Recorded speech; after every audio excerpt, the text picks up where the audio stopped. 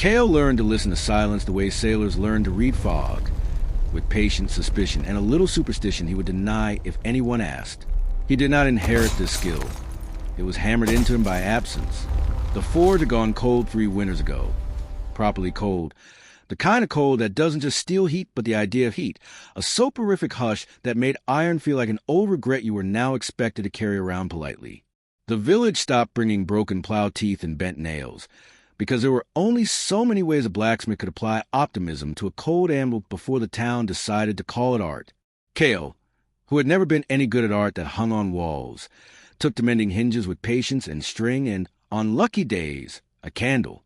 You might imagine a blacksmith in a place like this would be a mountain pretending to be a man, all shoulders and booming laughter and the sort of beer that harbors wildlife.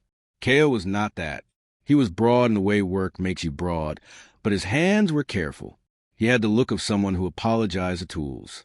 His father, who had once hammered lightning into sword shape during a summer storm and laughed, while doing it, used to say, "A good smith knows metal is a slow animal. You coax it, you don't conquer it." The gods had liked Cale's father. They used to drop by with problems only fire could solve. Then the gods left, as gods do when mortals start saying words like manage resource and supply chain about devotion. The forge began to dim. The horse that pulled the bellows died old and satisfied. Cale's father died, too, and it is impolite to compare those griefs, but natural to tally them anyway. The forge was a stone-bellied creature with a dark mouth, blackened walls, a chimney that had once coughed laughter and sparks into the night. People in the village called it the old place, the way people call an elderly aunt's memory charming, even as they hide the keys. Cale called it home, because he had never been brave enough to call anything else that. He swept its floor every morning. He oiled the bellows leather though it had no work to do. He set the hammer on the anvil exactly parallel to the world, because some rituals hold up the sky even when the sky forgets to say thank you. You should know about the embers. Old stories say the first fire was stolen by a woman with the world's oldest smile, who seduced a mountain into coughing up at heart. She shared pieces of that heart, small, stingy-sounding pieces, the size of a thumbnail, among the first forges. Each ember was not heat alone. It was a vow, to transform without cruelty, to burn without boasting, to give light without asking where it would be carried. Cale's forge had one of those embers. It had lived in a small iron cup nested under the coals like a sleeping god under a quilt. Except that 3 winters ago, on a night when the river sang a little too sharply and the constellations rearranged themselves out of boredom, the ember went out. Not cold out. Gone out. There's a difference. Cold out is failure. Gone out is theft. People said a king somewhere far off had decided gods were antiques, beautiful but impractical, and had offered fortune for the original embers, so he could install them in his palace lamps and keep winter out of his silk. Others said an order of white-robed pragmatists, never trust a robe that crisp Cale believes, had collected the embers to make a single perfect fire that would heat an empire without making mistakes. Cale did not pick a rumor. He did what grief taught him. He kept the doors open and the broom busy. On the 4th morning of the 4th spring since the forge had got itself, Cale woke to the sound of the anvil clearing its throat. This is not strictly possible, but we are in a story and possibility is a tool, not a jailer. The sound was a small metal cough, a polite notification from iron to man that something had changed in the air. He sat up too quickly, banged his head on the underside of the shelf that had always been there and always would be, said an apology to the shelf on principle, and listened. The silence had altered. It was no longer the kind that wraps around you to make forgetting easier. It was the kind that leans toward a door. He went outside. The village was busy being mourning. A woman with a basket of cod looked at the sky, like a teacher, considering whether the day deserved recess. Children chased a threadbare dog that pretended to flee while ensuring capture. Cale nodded to the baker, who nodded back in dough, which is the way bakers talk until noon. The mountains were last winter's shoulders, but had started slipping them, slowly, as if embarrassed to be caught undressing.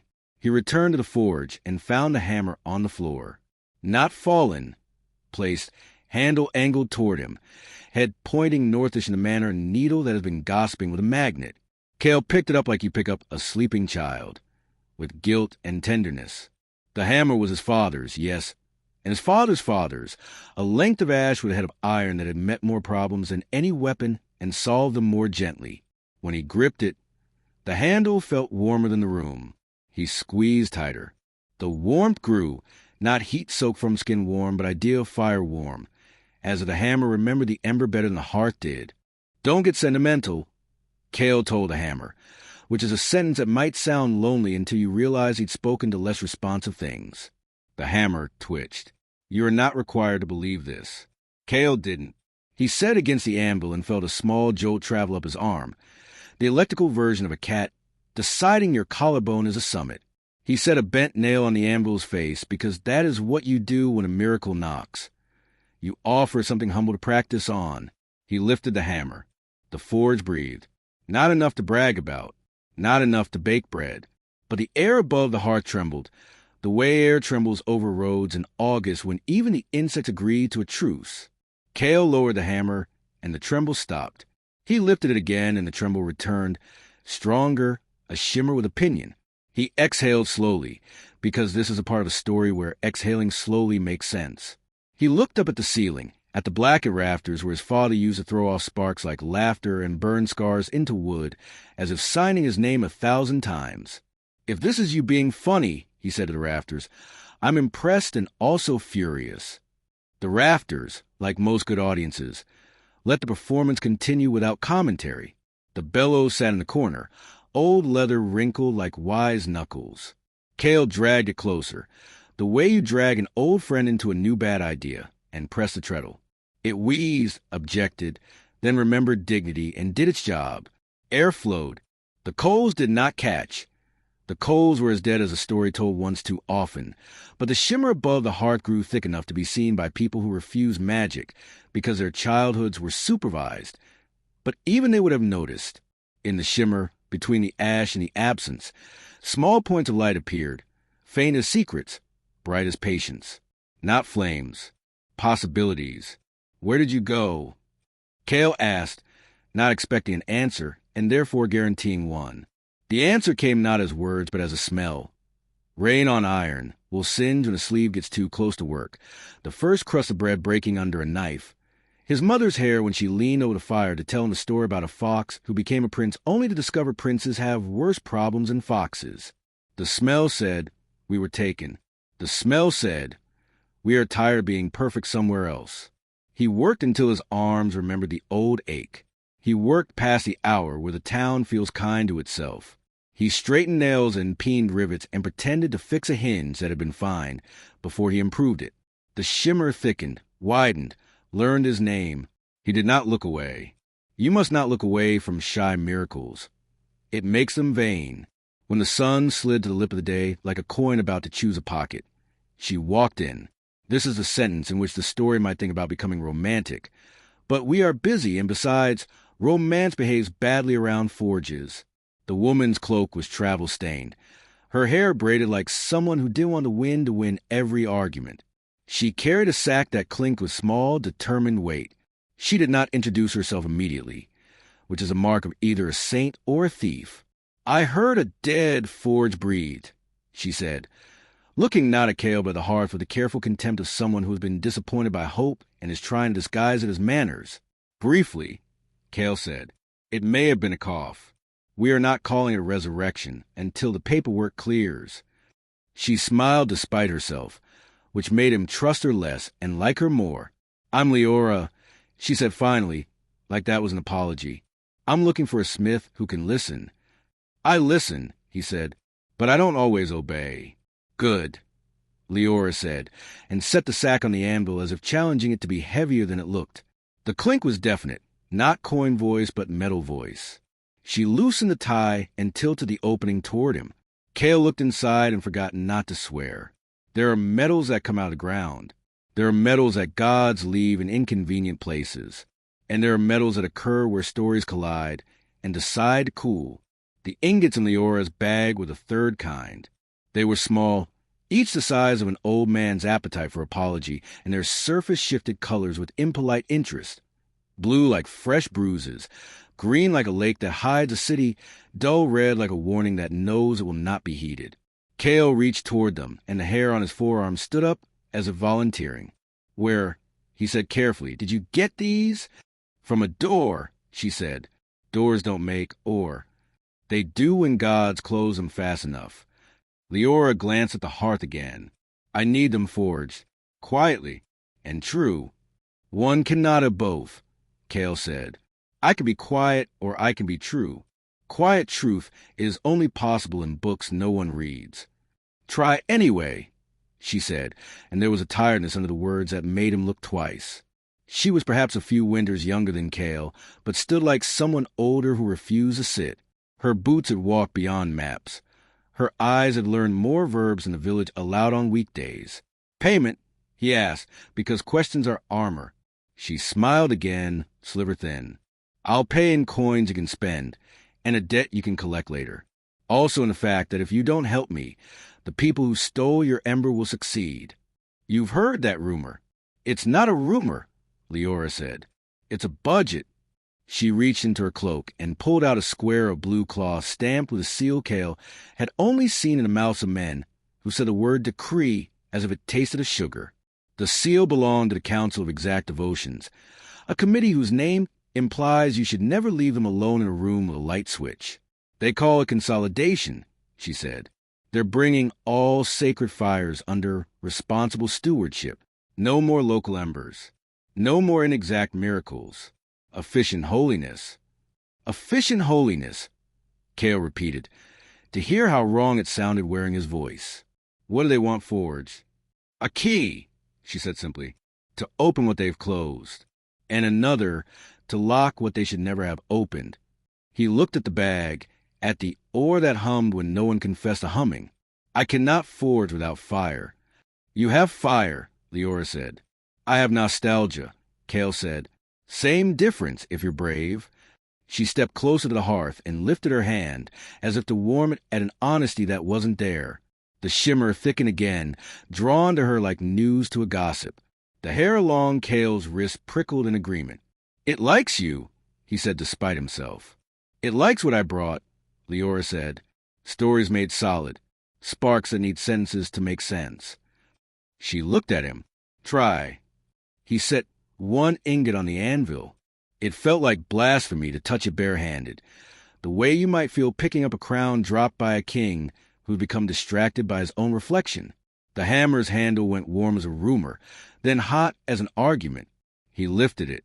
The shimmer above the hearth coiled inward, compressing into a dull red curve where no coal lay. It held there, waiting, as if embarrassed to go first. Kale brought the hammer down. The forge woke, not with a roar. With an intake of breath so sharp the room lost a second. Sparks fountained from nothing, delicate as punctuation and twice as necessary. The ingot skin crazed like ice learning it was water again. Heat rolled across Kale's face. Not a slap, but a recognition. Leora didn't move.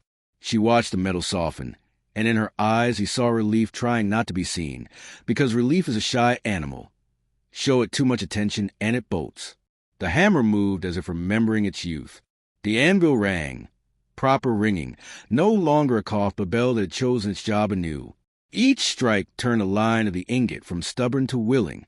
The smell of iron, sweet, bloody, honest, rose, braided with the older smell of home left unlocked and discovered intact. Kale worked while the world narrowed to blow and turn and breathe. Leora fed the bellows with a rhythm that matched his. How did she know?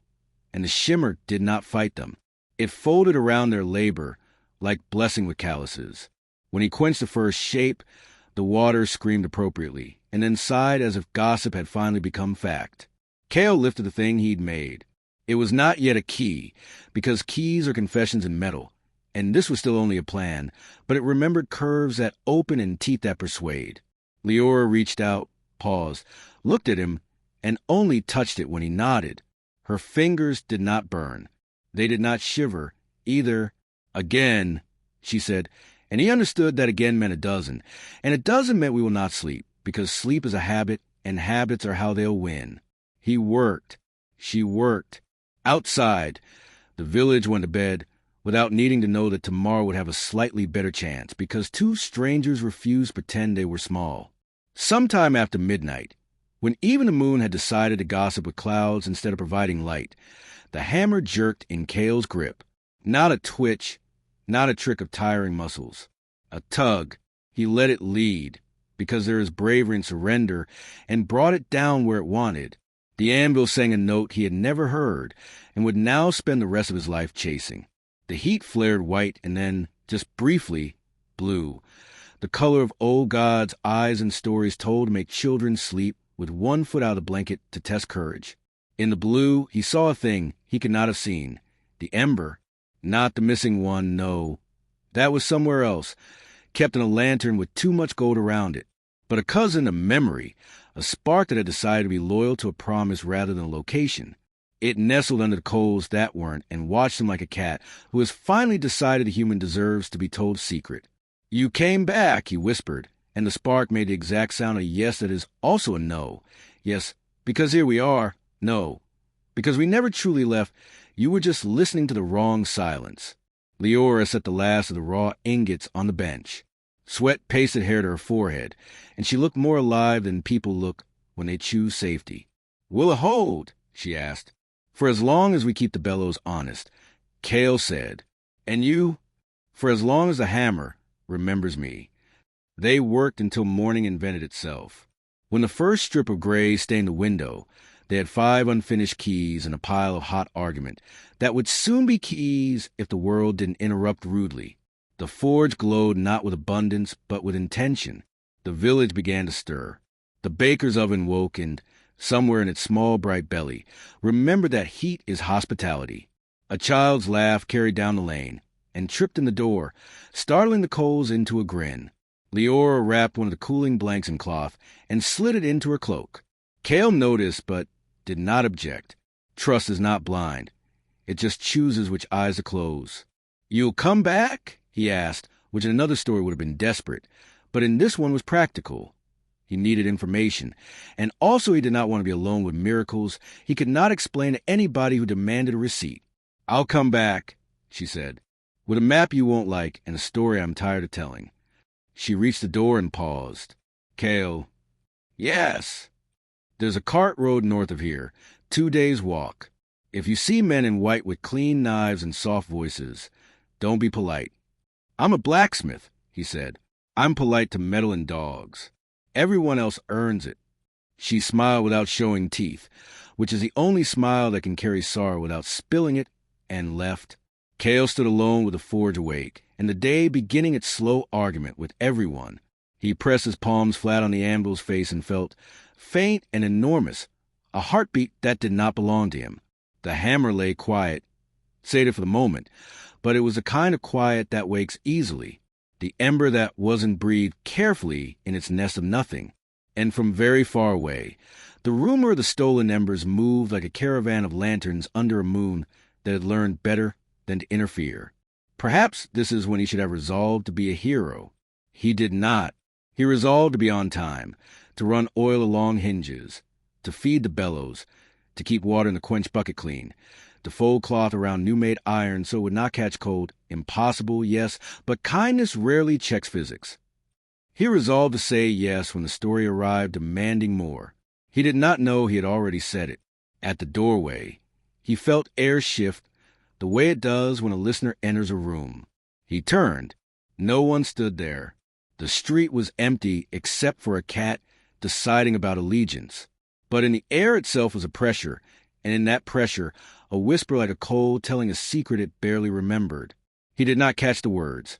Only a shape, a road that curved toward a city locked in light, a library with no windows, a blade made of equations, a girl with ash on her mouth who didn't know she was about to become a hymn. Cale picked up the hammer again, because sometimes the only answer prophecy is practice. The anvil rang. The day opened like an oven door. On the horizon, the first hawk of morning rode a current that had forgiven itself. And in a palace 300 miles away, where everything was polished to a lie, a lantern sputtered as if it had heard its name spoken far too clearly for comfort. By dawn, the forge no longer looked like a place that had forgotten its name. The air shimmered softly above the coals, the way breath fogs glass in winter, when someone has whispered a promise too close to believe. Cale sat on the stone threshold with his back against the doorframe, hammer balanced across his knees, watching the pale morning light pour through the smoke like it was learning to dance again. He wasn't used to this kind of quiet. Not the hollow kind, but the alive kind. The forge hummed faintly, as if reciting something in its sleep. Even the metal filings scattered across the work table seemed alert. Tiny constellations waiting for gravity to remember them. Somewhere outside, a rooster tried to start a song and failed halfway through, as if the dawn had outpaced it. Cale rubbed his thumb along the hammer's worn handle. It pulsed faintly with warmth, the way a heartbeat hides in a wrist. He told himself he imagined it. He also knew he didn't. He had been up most of the night after Leora left, finishing one of the keys. Not all the way. The teeth were wrong, the shoulders uneven, but it was almost something, and that almostness had given him an ache he hadn't felt in years. It wasn't exhaustion. It was appetite. That's when he realized. The forge wasn't the only thing waking up. He looked at the unfinished key, still glowing faintly orange on the anvil. It was crooked in the middle, almost delicate, as if metal itself were hesitating. He'd never seen iron behave like that, not disobedient, exactly, but thoughtful. He couldn't decide whether to admire it or fear it. A voice spoke from the doorway. You hit like a man trying to remember a heartbeat. Cale turned sharply. It wasn't Leora. It was someone older, taller, and made of angles that looked allergic to comfort. His beard was trimmed to the kind of precision only people with something to prove maintain. He wore the white of the Council of Exact Devotions, though dust clung to it in mutiny. Cale rose, instinctively shifting his body between the man and the forge. Shop's closed, he said. The man smiled, not kindly. Oh, I'm not a customer. I'm an accountant. Of souls. Cale asked, because some insults are also armor. Of embers, the man replied without blinking. He stepped closer, eyes like frost on metal. You've been operating an unauthorized forge, under the jurisdiction of an expired covenant. Cale blinked. A what? Don't play dense. The ember that powered this forge belonged to the old compact, the one retired after the gods were placed under administrative supervision. When your ember went missing, you should have reported it to the Bureau of Thermal Anomalies. Instead, you've been experimenting. He gestured toward the glowing key. Cale's first instinct was to deny everything. His second was to hit the man with something educational. He settled for sarcasm. Experimenting? You make it sound like I'm building a thunder god in the back room. The man's eyes flicked to the hammer. Aren't you?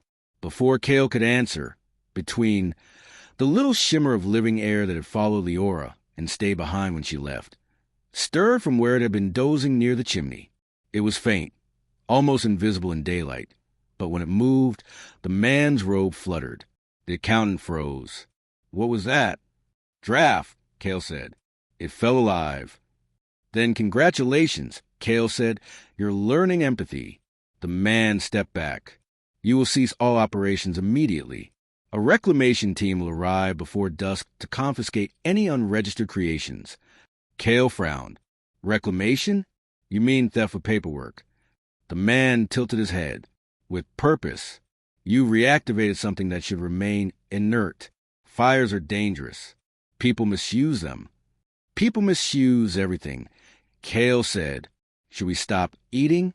The man's voice stayed even. If hunger threatened the structure of the world, perhaps. He turned toward the door, then paused. For what it's worth, blacksmith, you're not the first to try to wake a dead forge. You'll end like the others, ash on a bureaucrat's desk. He left without looking back. Cale waited until he was gone, then let out a breath sharp enough to cut. Between flickered and midair, uneasy. That man smelled like rules trying to suffocate music.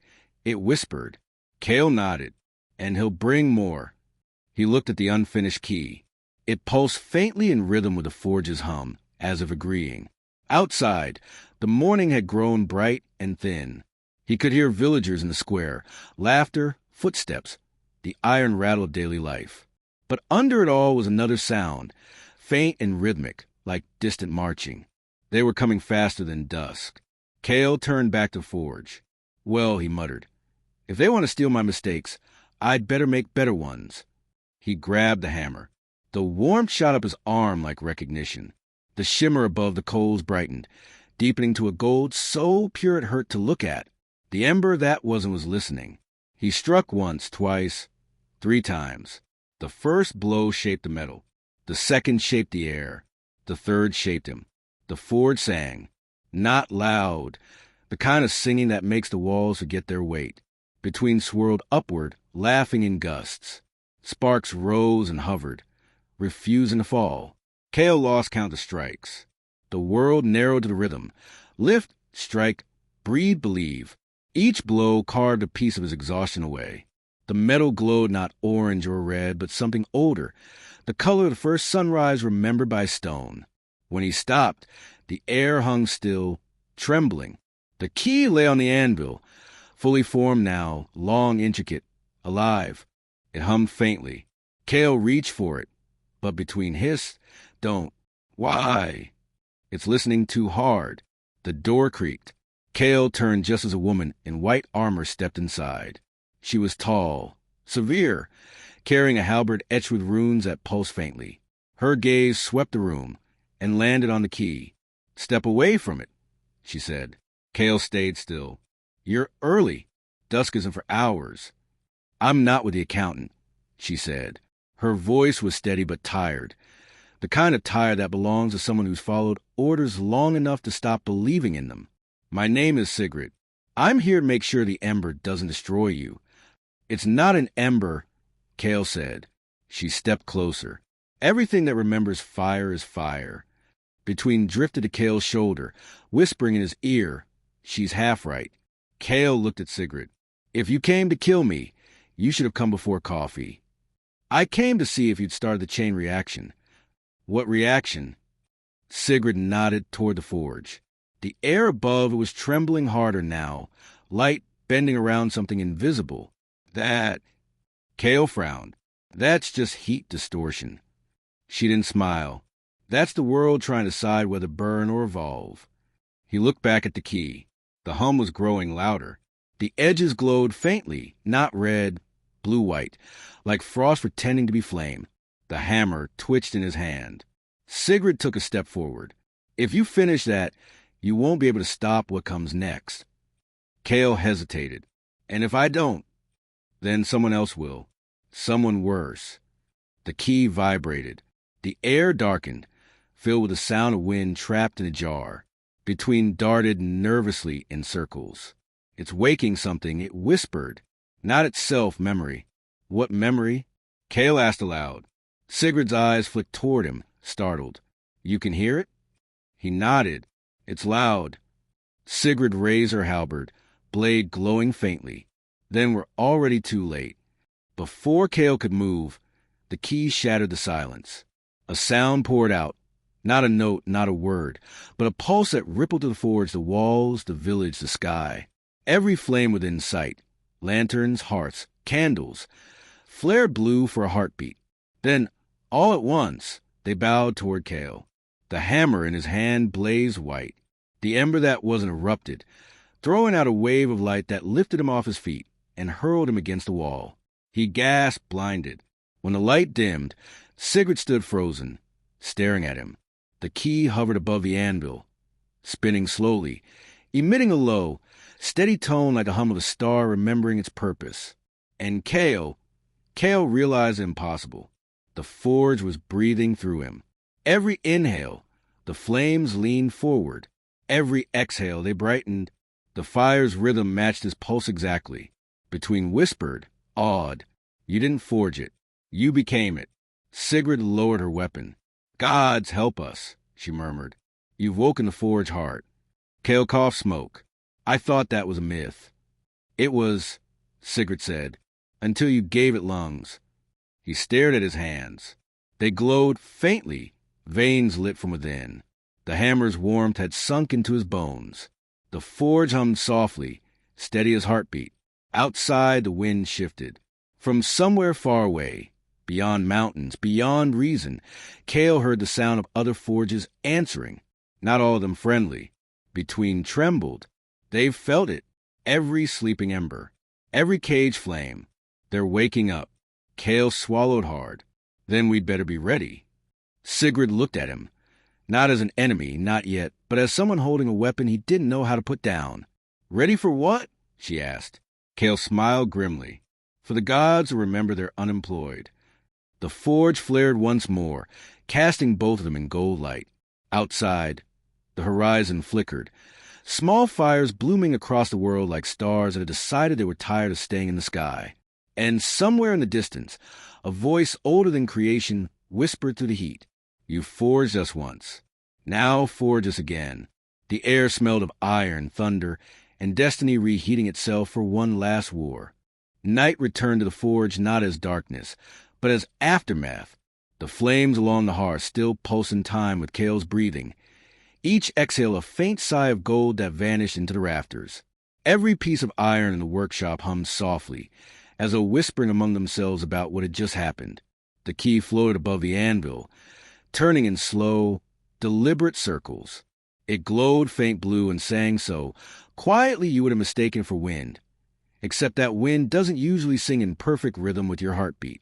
Sigrid sat in a corner sharpening her halberd even though it didn't need sharpening, because that's what soldiers do when they can't sharpen the truth. Her armor, dull white by day, shimmered now with fine cracks that caught the forge's light and threw it back like lightning frozen mid-laughter. She hadn't spoken since the explosion. She hadn't left either. Cale poured 2 mugs of water. You sure you're not hurt? I'm sure, she said flatly.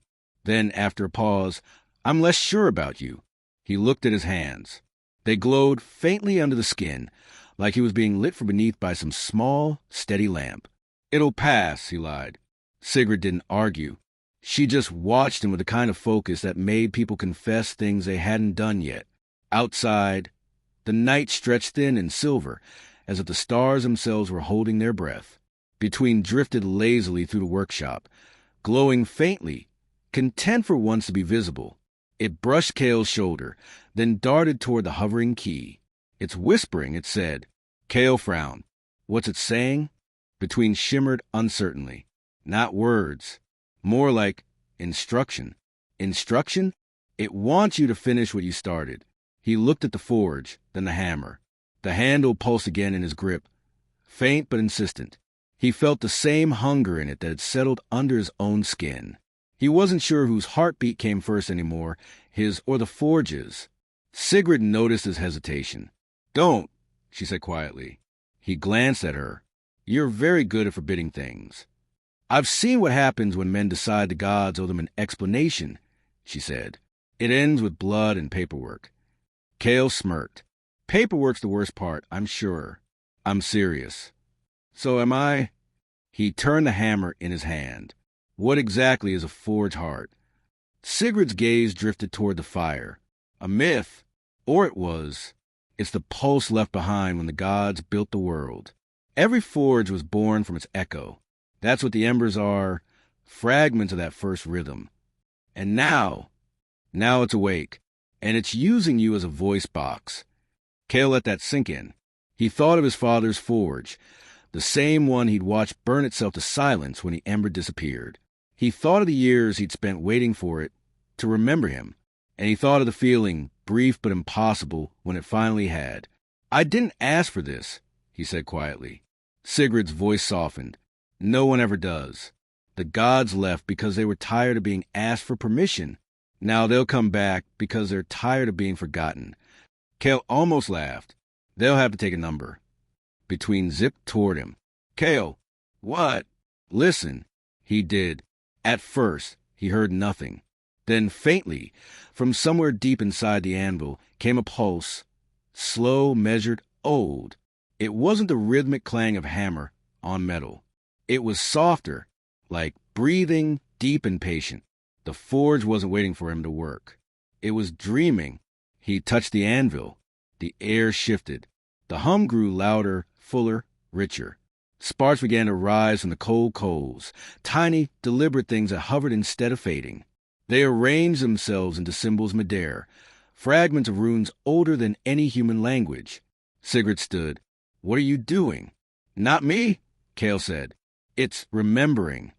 The runes flared, then vanished, leaving behind only a faint metallic scent, copper, smoke, and blood. The hammer's handle twitched again.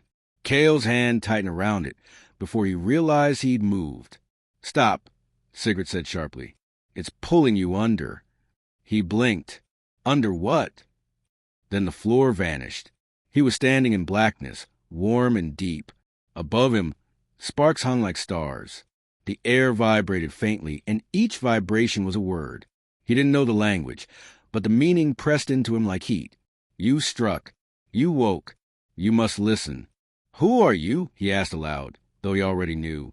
The first flame, the voice said, vast and sad. "The heart you borrow. The hunger that remembers shape." Cale's breath caught. "What do you want?" "To build again." "Build what?" What was lost? Images flooded his mind. Cities of molten glass rising from the sea, anvils the size of mountains, gods bending over furnaces that breathed stars.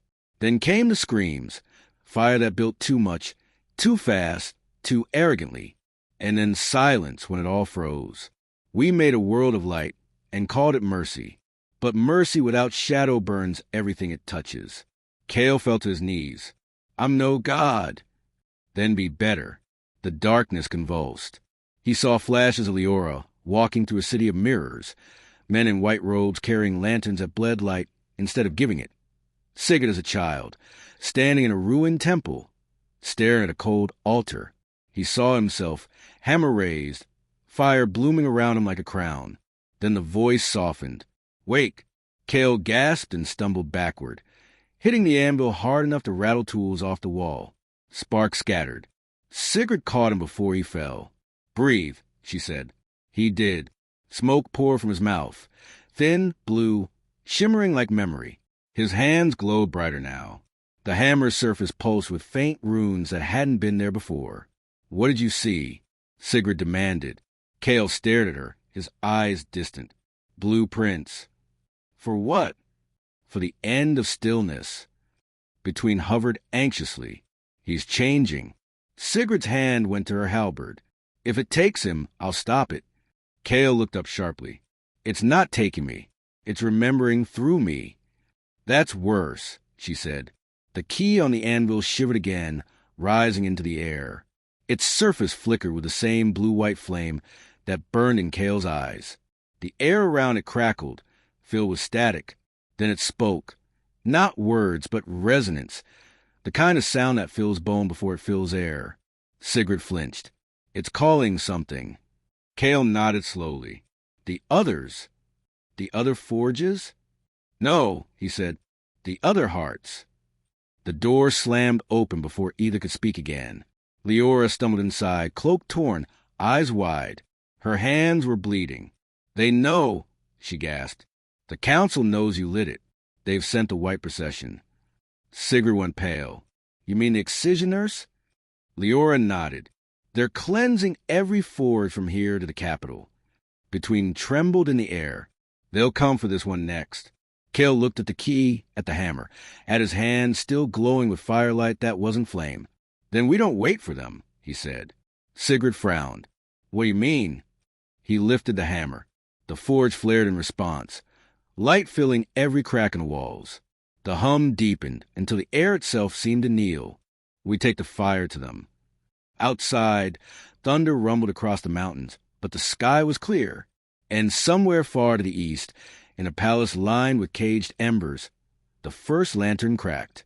The gods, long asleep in their equations, stirred uneasily, and the hammer, the one that had belonged to his father and his father's father, whispered its first clear word since the world began.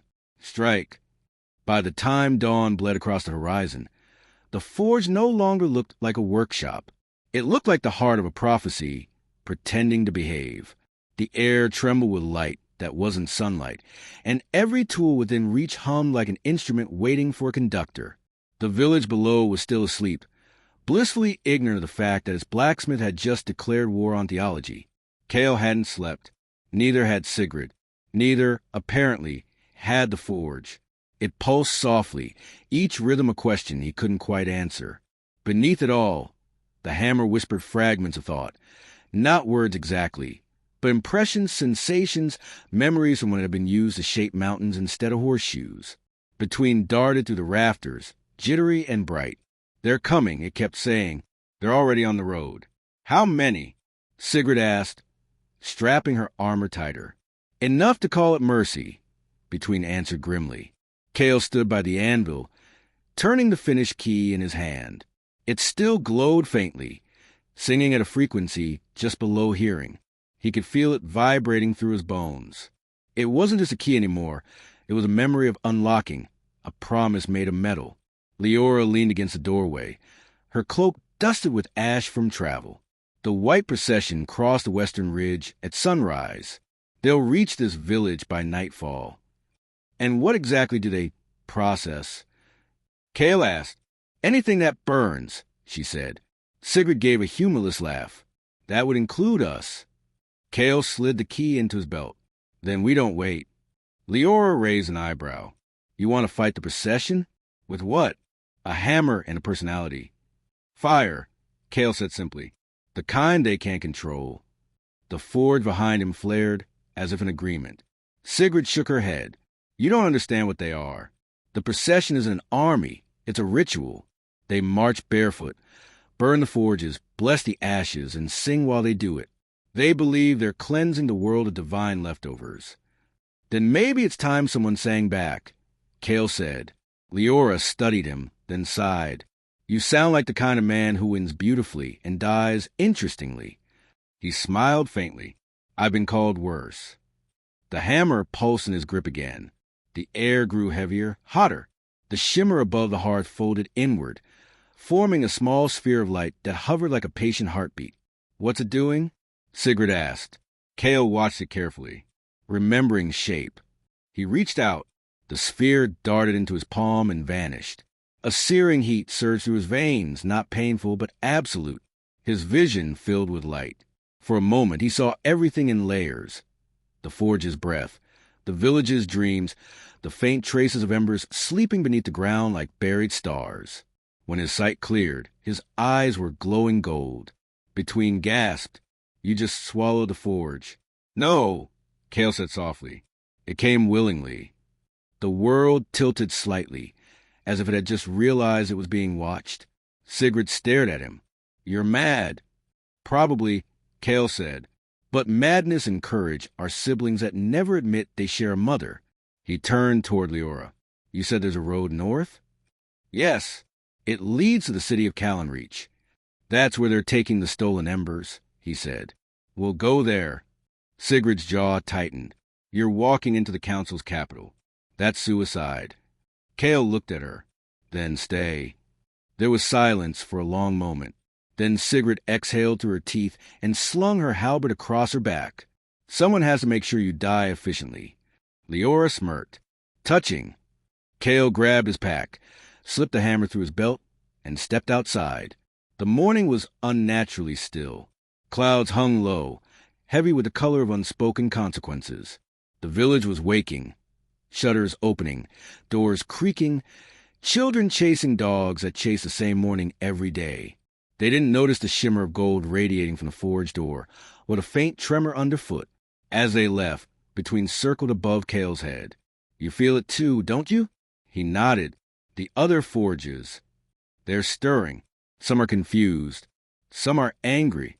They'll have to choose," Cale said, "like everyone else." They walked until the forge's hum faded behind them. The road cut through a valley lined with black pines. The air smelled of sap and old snow. By midday, the horizon was a smear of silver. Callanreach, the city built where the gods once broke their own rules. Leora walked a few paces ahead, cloak snapping in the wind. "You still haven't told me what you plan to do when we get there." "Same thing I do every day," Cale said. "Make something better than what's broken. And if the council won't let you..." He smiled without humor. "Then I'll make something louder." They reached the ridge by sunset. Below them, the valley was a river of white. The procession had arrived. Hundreds of figures in pale robes marching in perfect silence. They carried staffs tipped with crystal lanterns, each glowing with captured fire. Their chant was low, rhythmic, hypnotic. Leora crouched beside Cale. "If they see us..." "They won't," he said. He knelt, pressing his palm to the ground. Heat spread outward in ripples, unseen but undeniable. The soil trembled. Far below, faint orange lights flickered, small forges reigniting like fireflies. The procession faltered. The chant broke rhythm. Sigurd's eyes widened. "You're waking the valley." Cale didn't answer. He closed his eyes, focusing. The hammer vibrated against his hip, eager, impatient. The first explosion came from the south, a forge long dead bursting to life, sending a pillar of flame into the air. Then another and another. The procession scattered, robes igniting as the ground beneath them pulsed with heat. Cale rose, face lit by the glow. "They wanted to cleanse the world of fire," he said softly. "They forgot what happens when fire remembers itself."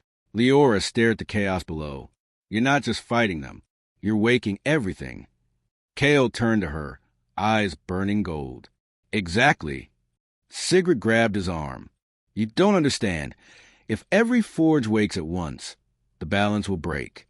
The mountains will melt." Cale met her gaze. "Maybe it's time the world learned to reshape itself." The hammer pulsed again. Thunder rolled across the sky, but there were no clouds.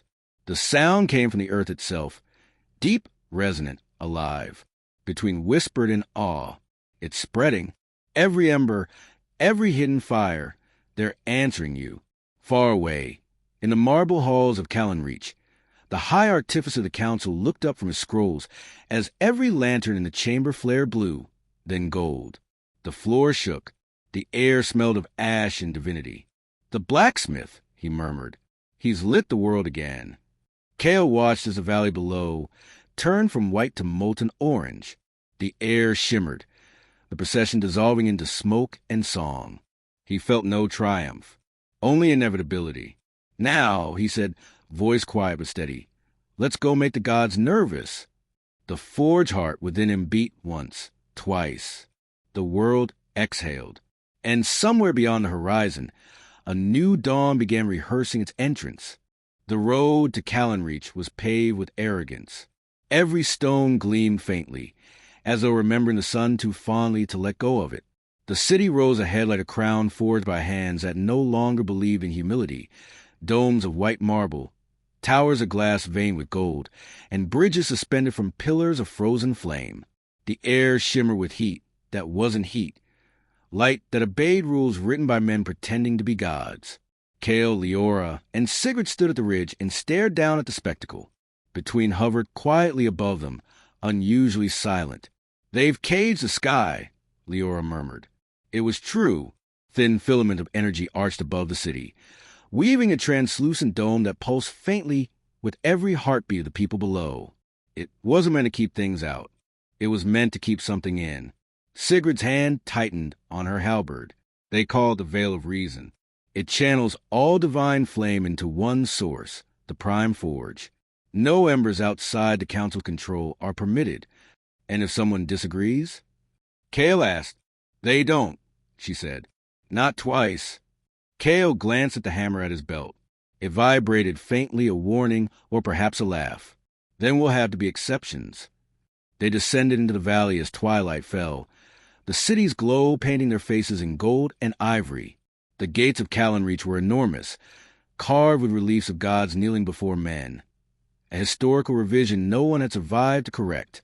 2 sentries in pale armor stood at attention, their faces masked with polished silver. When Cale approached, one of them raised a hand. "State your purpose." Cale smiled politely. "Repairs." The guard's eyes narrowed. "What kind of repairs?" "The kind that make things breathe again." The guard's gauntlet twitched toward his weapon. Before he could draw, Leora stepped forward, flashing a sigil sewn into the inside of her cloak, the crest of the Council of Exact Devotions. The guard froze. "She's with us," Leora said evenly. "We're here on administrative business." The second guard bowed slightly. "Then may the light guide your inventory." Cale nearly choked on the phrase, but he followed as the gates creaked open. The streets of Callanreach were too clean. Light poured from veins running along the walls, humming with steady precision. Children played in silence, laughter muted by enchantments that kept sound within acceptable decibel ranges. Everywhere he looked, Cale saw order masquerading as peace. He had never missed chaos so much. They walked toward the center of the city, toward the Prime Forge. Its smoke rose in a single, perfect column that didn't drift, didn't twist. The air around it was warm but lifeless. Between whispered, "I don't like this place." The air feels domesticated. Cale nodded. That's the point. They turned a corner and nearly collided with a procession of clerics in white. They moved in pairs, carrying cages filled with small, trembling flames. Each cage bore a label, Tamed Ember, Class C. Cale stopped. His jaw tightened. They number them. Leora's voice was low. They classify everything. Sigrid's eyes darkened. Even souls. They followed the clerics from a distance until the group entered the grand hall of the Prime Forge. From the outside, it resembled a cathedral built by perfectionists, all right angles and sterile glory. The enormous doors were carved with words Cale couldn't read, but the metal beneath them pulsed faintly with trapped fire. Leora stopped at the threshold. This is where they keep the stolen embers, including yours. Cale's breath hitched. Then this is where we end it. Sigrid glanced around. We can't just walk in. The entire building is layered with wards. Cale looked at her, eyes glowing faintly gold. Who said we'd walk? He raised a hammer. The ground beneath Callan-Reach shuddered. Deep under the city, Forge's long seal began to hum. Relics of a time when creation wasn't a government program. Sparks raced through the tunnels like messages sent by forgotten gods. Alarms blared. The dome overhead flickered. Inside the Prime Forge, the High Artificer, a tall man with hair like snow and a gaze like molten silver, looked up from his desk. He felt the tremor before he heard it. A quill snapped in his hand. "The blacksmith," he said softly. In the streets, citizens stopped and looked skyward as the perfect rhythm of their world faltered. Light dimmed. The humming in the walls went out of tune. Cale stepped forward, voice low but carrying. "Between." "Yes. Find the ember." "All of them?" "All of them." Between flared and shot upward, vanishing into the light streams above the city. Leora turned to Cale. "And us?" "We'll draw their eyes," he said. Sigrid smiled grimly. "You mean set something on fire?" "Semantics," Cale said. They approached the steps of the Prime Forge just as the white-armored sentinels emerged in formation, halberds leveled, lanterns blazing blue. The High Artificer appeared behind them, robes flowing like light turned to judgment. "Cale of the Cold Forge," he said, "you are charged with rekindling divine flame without authorization. You will surrender the ember and accept reclamation." Cale tilted his head. "What happens if I don't?" The Artificer smiled faintly. "Then we cleanse you." Cale smiled back. "Good luck keeping me clean." He lifted the hammer. The street erupted in gold. Flame burst upward in spirals, but this fire did not burn. It sang. The forges beneath the city answered in chorus, their light rising through cracks in the stone. The sentinels staggered, their lanterns flickering wildly as their caged embers screamed to be free. The Artificer raised a hand, chanting words that bent light into weapons. Spears of brilliance shot toward Cale, but Sigrid was faster. She swung her halberd in an arc that split the air, deflecting the magic into the nearest tower. The explosion painted the sky red. Leora drew two small knives that gleamed like pieces of night. "I'll handle the choir, boys," she said, and vanished into motion. Cale strode up the steps, every strike of his boots echoing with thunder. The hammer burned brighter, its head a miniature sun. The Artificer tried to speak again, but Cale swung. The impact shattered the first door. The second folded inward, as if remembering what it once meant to open. Inside, the Prime Forge blazed with unnatural light.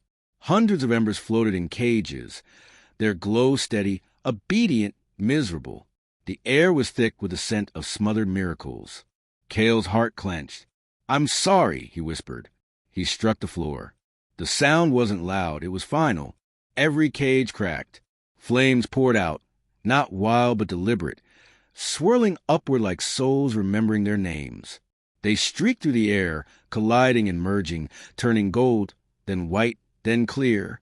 Between appeared above them, voice trembling with awe. "They're free." Sigrid stared as the embers gathered. forming a vast, swirling halo above the forge. What are they doing? Deciding, Cale said. The artificer stumbled back, eyes wide. You fool. You've undone the balance. Cale's gaze hardened. Balance built on chains isn't balance. The embers roared.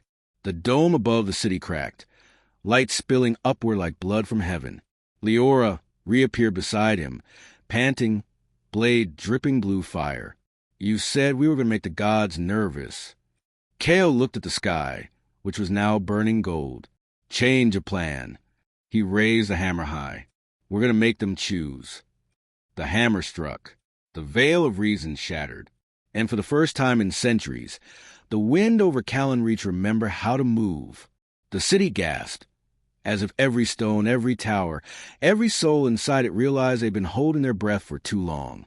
And in the heavens above, something vast and old stirred, whispering Cale's name like it was both a threat and a prayer. The sky over Callan Reach no longer looked like a sky. It was a wound of gold, bleeding across the clouds, pulsing with fire that refused to be contained. The veil had shattered, and what poured through was not sunlight. It was remembrance. Every flame that had ever been tamed now remembered its wildness. Every ember that had been numbered now knew it had a name. Cale stood in the ruins of the Prime Forge, chest heaving, hammer glowing like the heart of a newborn star.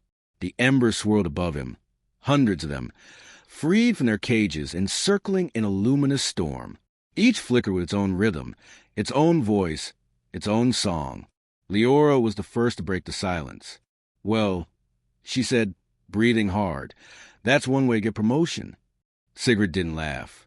Her halberd was buried halfway through the stone floor, her armor scorched black at the edges. You've doomed us all, she said, but her voice was soft, almost reverent. Cale looked up at the swirling light. No, he said. I've just reminded the world what alive feels like. The embers pulsed an answer, as though agreeing. Between floated close to Cale's ear, its form barely visible in the brilliance. They're calling to something. Higher. Higher than this? Cale muttered. That's ambitious. Sigrid turned sharply toward him. You don't understand. The Prime Forge was the anchor. It regulated divine resonance across the continent. Without it, the forges will start waking at random. Entire mountains could... The ground shook violently, interrupting her. Far to the south, a ridge of stone rose like a serpent and split, vomiting light. The tremor rolled through the city, toppling spires and scattering the crowd that had gathered to watch. Collapse, Sigrid finished grimly. Leora wiped soot from her face. If it's any comfort, I think they're too busy running to blame us properly. Between darted around them in frantic circles. Something's moving under the city. Cale frowned. Something big, old, angry. The floor beneath them split open with a roar. A pillar of fire erupted, scattering stone like sand. From the heart of it rose a figure, not human, not divine, but both. It was made of molten brass and ash, its eyes deep as forged pits, its body wrapped in the chains of its own heat. The air buckled, every flame bent toward it in worship. Sigrid's hand went to her weapon. That's not a god, she whispered. That's a forged spirit. Cale could barely breathe. You mean... The first fire-given form. The one the council built this city to control. The spirit's voice rolled through ruin, deep enough to shake teeth loose. You have freed my children. Cale swallowed. You're welcome? The spirit tilted its head, enormous and incandescent. You are the smith who stirred my heart. You have broken the law of stillness. Sigrid stepped forward, defiant. The law was a lie. The spirit turned its gaze on her. A lie can still hold the world together. Leora muttered, That's comforting. Cale raised the hammer. You were asleep. They turned you into a battery. They turned me into memory. The spirit corrected. You have turned me into future. It extended one vast hand toward Cale. Flame flowed like liquid, coiling around his body without burning. His hammer flared white hot. The chains that bound the spirit began to crack. Between's voice trembled. Cale stopped. Too late. The hammer struck the spirit's hand. The sound wasn't metal. It was thunder taught to pray. The chains shattered. The spirit rose to its full height, vast and radiant. The city shrinking beneath its glow. Its roar split the clouds. Fire poured outward in rivers, flooding the streets, climbing the towers, devouring the perfection of Callan-Reach. And then, suddenly, the spirit stilled. Its molten eyes turned downward, studying Cale. You were the breath of the first forge. Cale's hands trembled. If that's true, tell me what I'm supposed to do with it. The spirit leaned closer. Remember why we built. Then, as suddenly as it had appeared, it dissolved, its form unraveling into streams of light that shot upward into clouds. The world went silent again. Only the hammer still glowed, its head humming softly. Sigurd stepped forward cautiously. What did it mean? Cale looked down at the weapon, feeling the warmth of it pulse through his chest. I think, he said slowly, it told me to finish what it started. Leora raised an eyebrow. Which is? Cale glanced toward the horizon, where dozens of other lights were flickering. Not destruction. Not yet. Awakening. Remaking the world, he said quietly. Before anyone could respond, the ground cracked again. From the fissures rose more light, smaller spirits, fragments of the Great One, taking shape in the streets. But not all of them were gentle.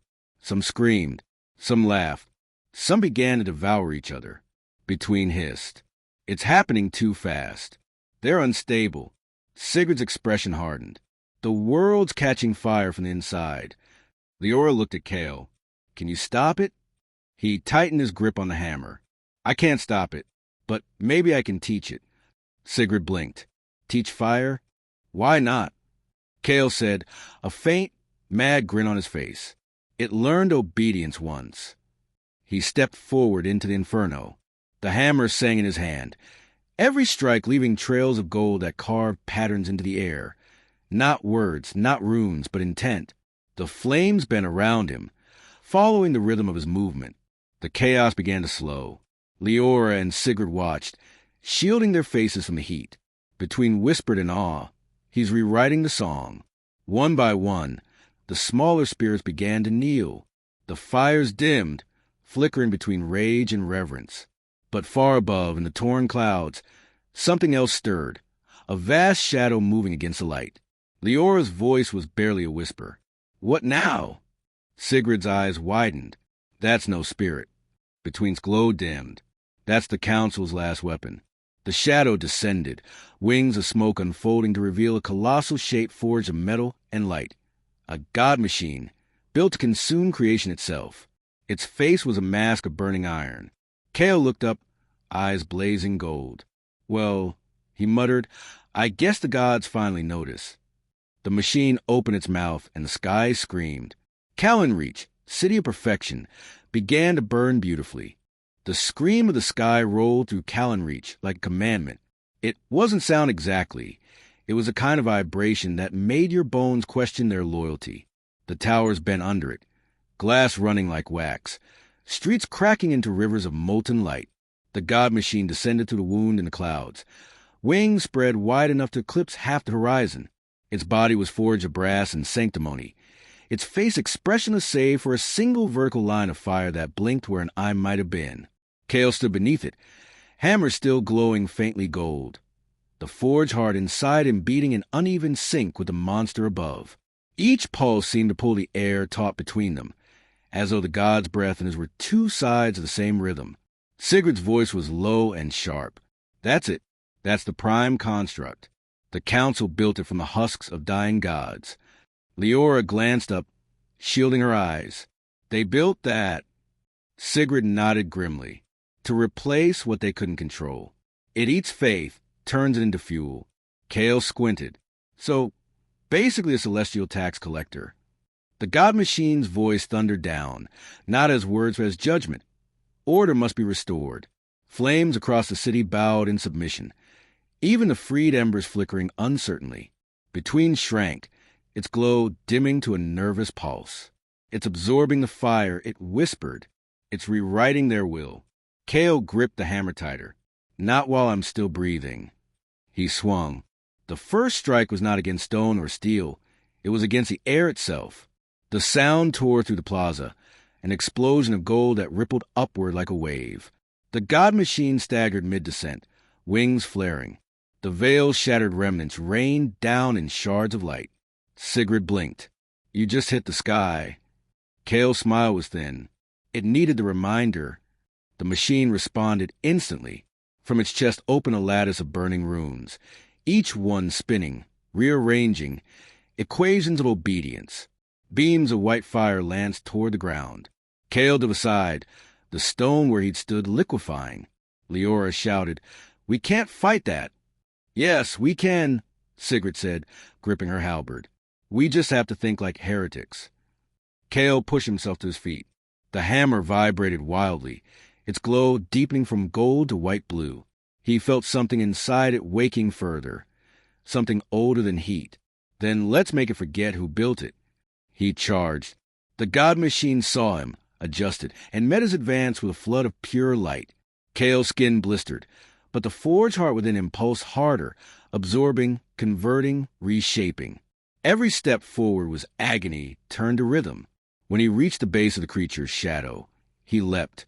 The hammer swung upward in a perfect arc. The blow connected with the god's leg, a sound like a bell tolling at the end of the world.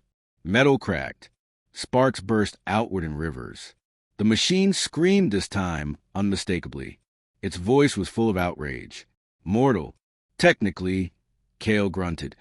"Freelance divine interventionist." The creature retaliated. Its arm, a limb of interlocking blades and light, swung down, cleaving through buildings like parchment. Cale barely rolled clear, heat searing the ground behind him. Sigrid sprinted forward, halberd blazing with runes. She slammed its butt into the earth, channeling something through it, an oath perhaps, or a memory. The pavement cracked open beneath the machine's foot, swallowing half its weight. "Move!" she shouted. Cale didn't hesitate. He climbed. The machine thrashed, disoriented by pain it wasn't designed to understand. Cale reached one of the fissures in its armor, a seam where molten light leaked like blood. He wedged the hammer in and hit again, and again. Each strike sang the same word through his bones. Forge, forge, forge. The seam burst. A blinding pulse erupted outward, throwing Cale from the machine's flank. He hit the ground hard, rolled, coughed fire. The hammer landed beside him, humming violently. Leora ran to him, dragging him upright. That thing's not slowing down. Cale blinked through the haze. Above, the machine was repairing itself, molten gaps knitting together. But something else was happening, too. The embers, the freed ones, were gathering again, drawn to the wounded god like iron filings to a magnet. Between's voice trembled. It's calling them home. It wants to eat them all. Cale turned towards Sigrid. "You said it feeds on faith?" "Yes." He grinned, wild-eyed. "Then let's make it choke on hope." He raised the hammer once more. But this time he didn't strike the machine. He struck the ground. The forge heart inside him pulsed outward, not as heat but as light, a wave of memory rolling through the streets, touching every ember that had ever been tamed. The flames around the city shifted color, from gold to orange to deep, living red. One by one, they broke orbit from the god machine, spiraling down toward Cale. The machine roared. Defective light. Return to source.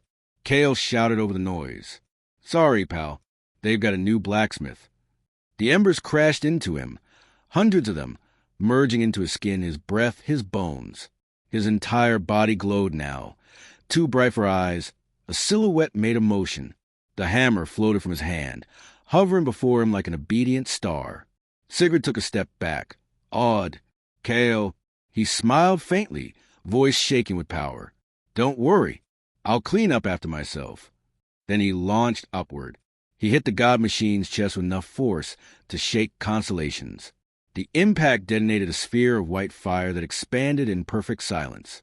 The machine convulsed, its arms flailing, light pouring from every seam.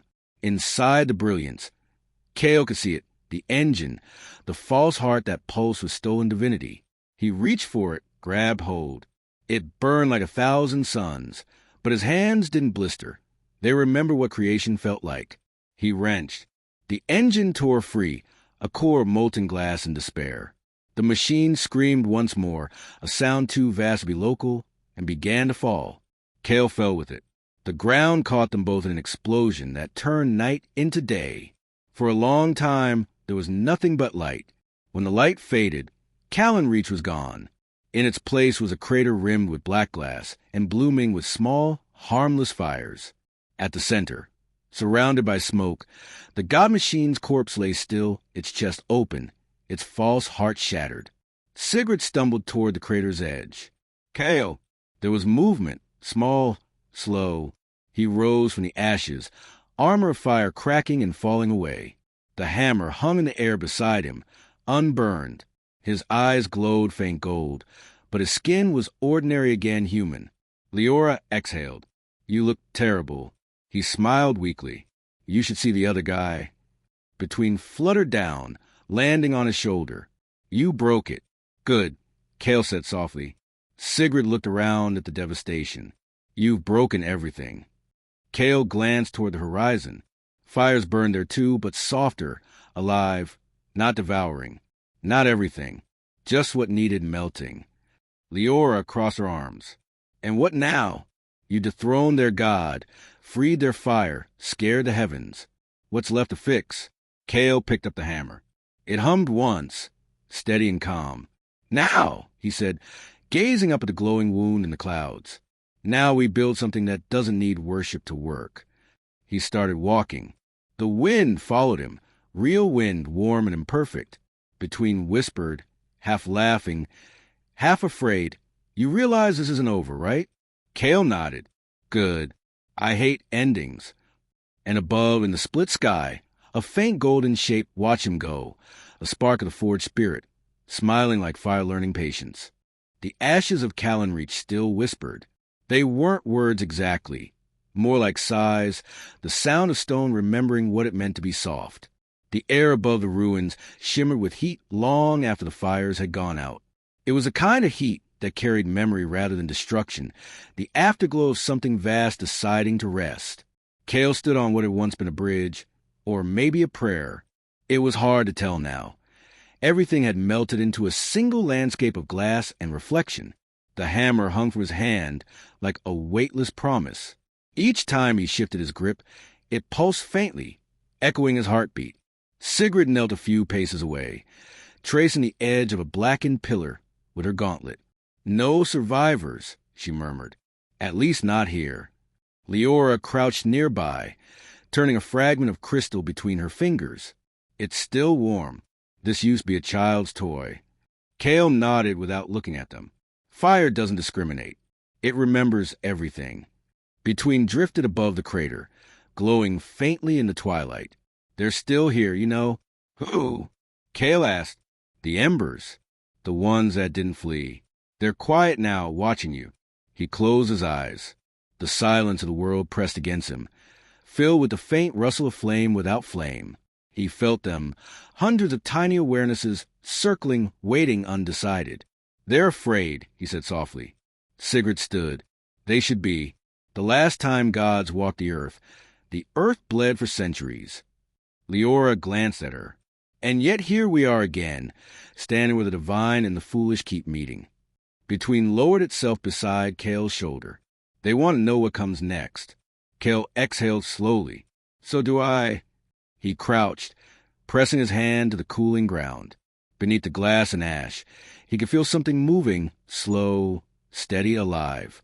The forges across the continent were still waking. He could sense them, hundreds of miles apart, all breathing in rhythm, some joyful, some furious. All aware, he looked at the hammer. They're connected. Through this, through me. Sigrid stepped closer, eyes wary. You're not going to try to control them. Control? Cale smiled faintly. No, that's what built this mess. I'm going to teach them to listen. Leora frowned. Teach fire to listen? That sounds like teaching lightning to write poetry. Cale stood, the hammer glowing softly. Maybe that's exactly what the world needs. He lifted the hammer and struck the ground gently, not to break, but to call. The sound that followed wasn't loud. It was deep, resonant, spreading like ripples through water. The air shimmered. Tiny sparks rose from the ash, dancing upward in lazy spirals. Each spark hovered near him, flickering uncertainly, as though deciding what shape to take. Cale spoke quietly. You don't have to burn everything. You can warm, build. Remember, you can stay. The sparks pulsed, changing color, from gold to red to a soft white that reminded him of candlelight seen through tears. They drifted closer, forming a circle around him. Between's voice was a whisper. They're listening. Sigrid took a step back, awe on her face. You're talking to them. I'm asking, Cale said. That's what no one ever tried before. He lowered the hammer. The sparks floated higher, dispersing into the evening air. One lingered longer than the rest, hovering in front of his face. For a moment, it pulsed in time with his heartbeat, then darted forward and touched his chest. A warmth spread through him, gentle and endless. When he opened his eyes again, the crater was dim. The fires were gone. The sky had darkened to a deep violet, scattered with stars that seemed closer than usual, like they were leaning in to listen. Leora's voice was soft. What did you just do? Cale smiled faintly. I reminded them what home feels like. Sigrid crossed her arms. And now, Cale said, we see who else is still awake. They began walking north toward the mountains. The road was unrecognizable. Half glass, half soil, lined with flickers of light that bobbed along like will-o'-the-wisps. Between flitted ahead, humming quietly. Leora adjusted her cloak. Where exactly are we going? Toward the next forge, Cale said. There's one in the Valley of Skell. It hasn't burned since before the gods left. Sigrid's jaw tightened. That's a graveyard. Cale nodded. Maybe it's time it stopped being one. They walked until the ruins were a dim glow behind them. As they climbed, the air grew colder, the kind of cold that made breath visible and thoughts sharper. Stars wheeled overhead, reflected in the shards of Callan Reach's glass scattered across the fields. Leora broke the silence first. You know they'll come after you again, right? The council might be gone, but something always rises to take its place. Cale nodded. Let them come. I'll forge them into something useful. Sigrid almost smiled. You're dangerously optimistic. Occupational hazard. By midnight, they reached the ridge overlooking the valley. Below them stretched the ruins of Skell, a vast basin littered with broken furnaces and collapsed chimneys, all coated in frost. No fire had touched it for centuries. But as Cale looked down, something stirred. A faint red pulse glowed deep beneath the ice. Between whispered, it's still alive. Leora's breath caught. How? Sigrid's voice was reverent. That's not a forge. That's a tomb. Cale's grip tightened on the hammer. Maybe it doesn't want to be. He descended the slope, boots crunching against frozen ash. The others followed, hesitant but unwilling to be left behind. As they reached the valley floor, the air grew thick with heat rising through the frost. The ground trembled. Then came the voice not spoken but felt, a deep, aching resonance that rolled through their bones like thunder.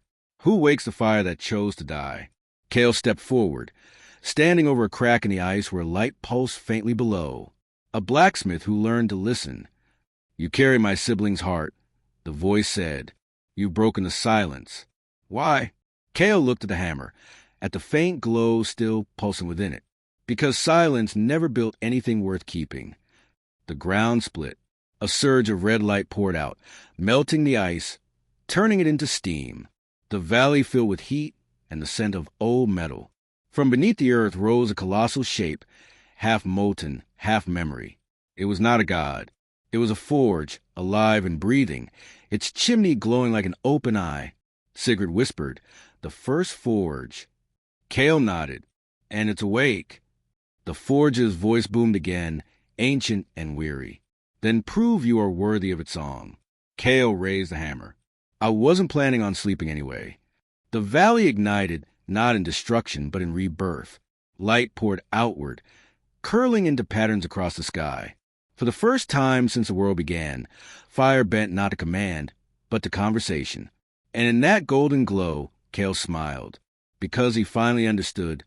Creation was never about control. It was about listening to what wanted to exist and daring to help it find shape. The wind rose, warm, alive, full of voices, and somewhere very far away, a whisper of laughter drifted through the embers, quiet but unmistakable. The gods are watching again. The dawn over Skell rose red, not the cruel red of battle, but the deep, breathing crimson of something old learning how to begin again.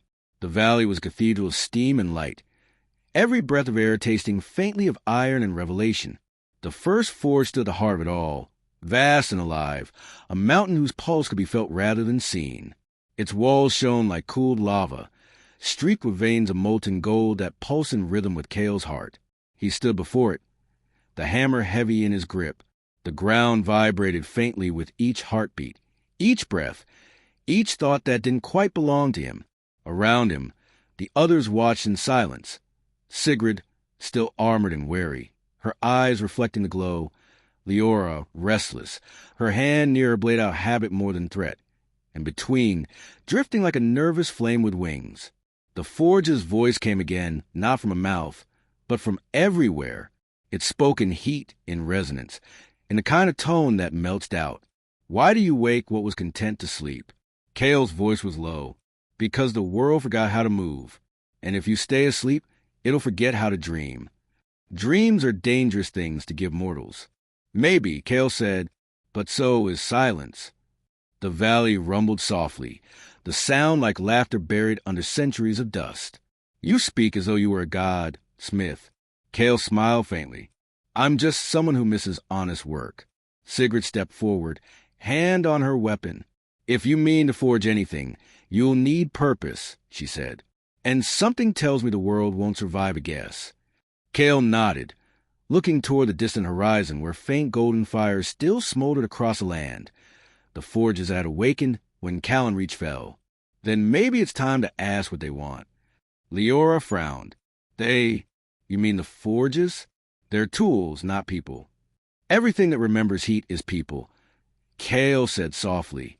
He raised a hammer. The first forge flared in response, the air vibrating with recognition. Between darted backward, murmuring, "It knows you." Cale took a slow breath and struck the ground once. The sound was not a clang. It was a chord. The entire valley responded, the molten veins in the rock glowing brighter. He struck again. This time, the echo rolled across the mountains, spreading outward, crossing rivers and cities, touching every forge that had ever cooled, every ember that had ever waited to be remembered. The world inhaled. From distant coasts and buried caverns came answering tones, faint at first, then stronger, a symphony of creation stirring from sleep. Sigrid's jaw tightened. You're uniting them. Leora shook her head, half in awe, half in fear. He's conducting the world. The forge's voice grew deeper, layered with warmth and warning. You would link us all? Bind flame to flame, until the air itself remembers the beginning? Cale's eyes burned with reflected gold. No, I'll remind you that you're already bound. I'm just striking the memory loose. The light grew too bright to look at. The air shimmered, full of tiny motes, sparks, embers, ghosts of forgotten craftsmanship. They swirled around Cale, forming symbols that no mortal language had kept, but every forge still knew. Between's voice trembled. They're answering you. The little ones. The broken ones. Cale nodded, sweat running down his face though he barely noticed. Let them speak. The symbols hung there, glowing softly. One by one, they began to hum, not in harmony, but in debate. Sparks collided, merged, separated again. Some glowed fiercely, others dimmed in hesitation. Leora took a step closer. What's happening? Sigrid's hand tightened on her halberd. They're arguing. Fire doesn't have unity, it has hunger. Cale turned to her, eyes bright. Exactly. That's why it needs choice. He raised a hammer a final time. No more kings of light. No more priests of flame. No more perfection pretending to be peace.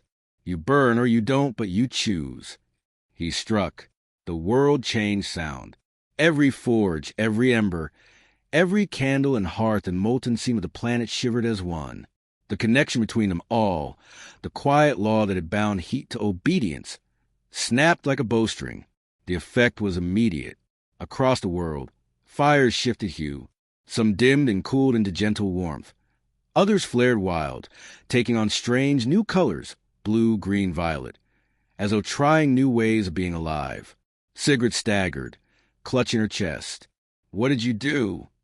Cale exhaled, voice soft, gave them free will. The first forge pulsed. Its tone had changed. It no longer sounded ancient or weary, but curious. "You would unmake the balance for the sake of choice?"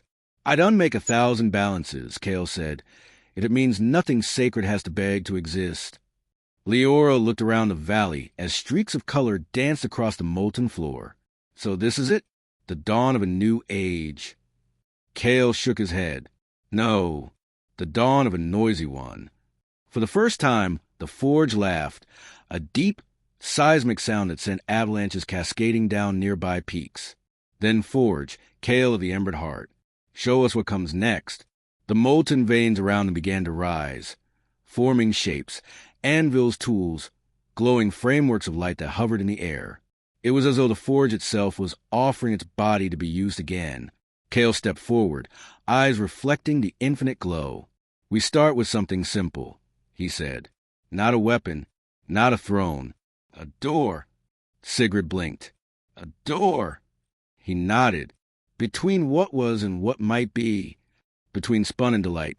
Finally, a metaphor I can fly through." Cale set the hammer against one of the glowing frameworks. "Help me," he said. Leora joined first, her movements sharp and sure. Sigrid hesitated, then sighed and lifted her halberd, pressing its blade into the molten structure. Together they shaped it, fire, steel, and were merging into an outline that shimmered with all the colors of reborn flame.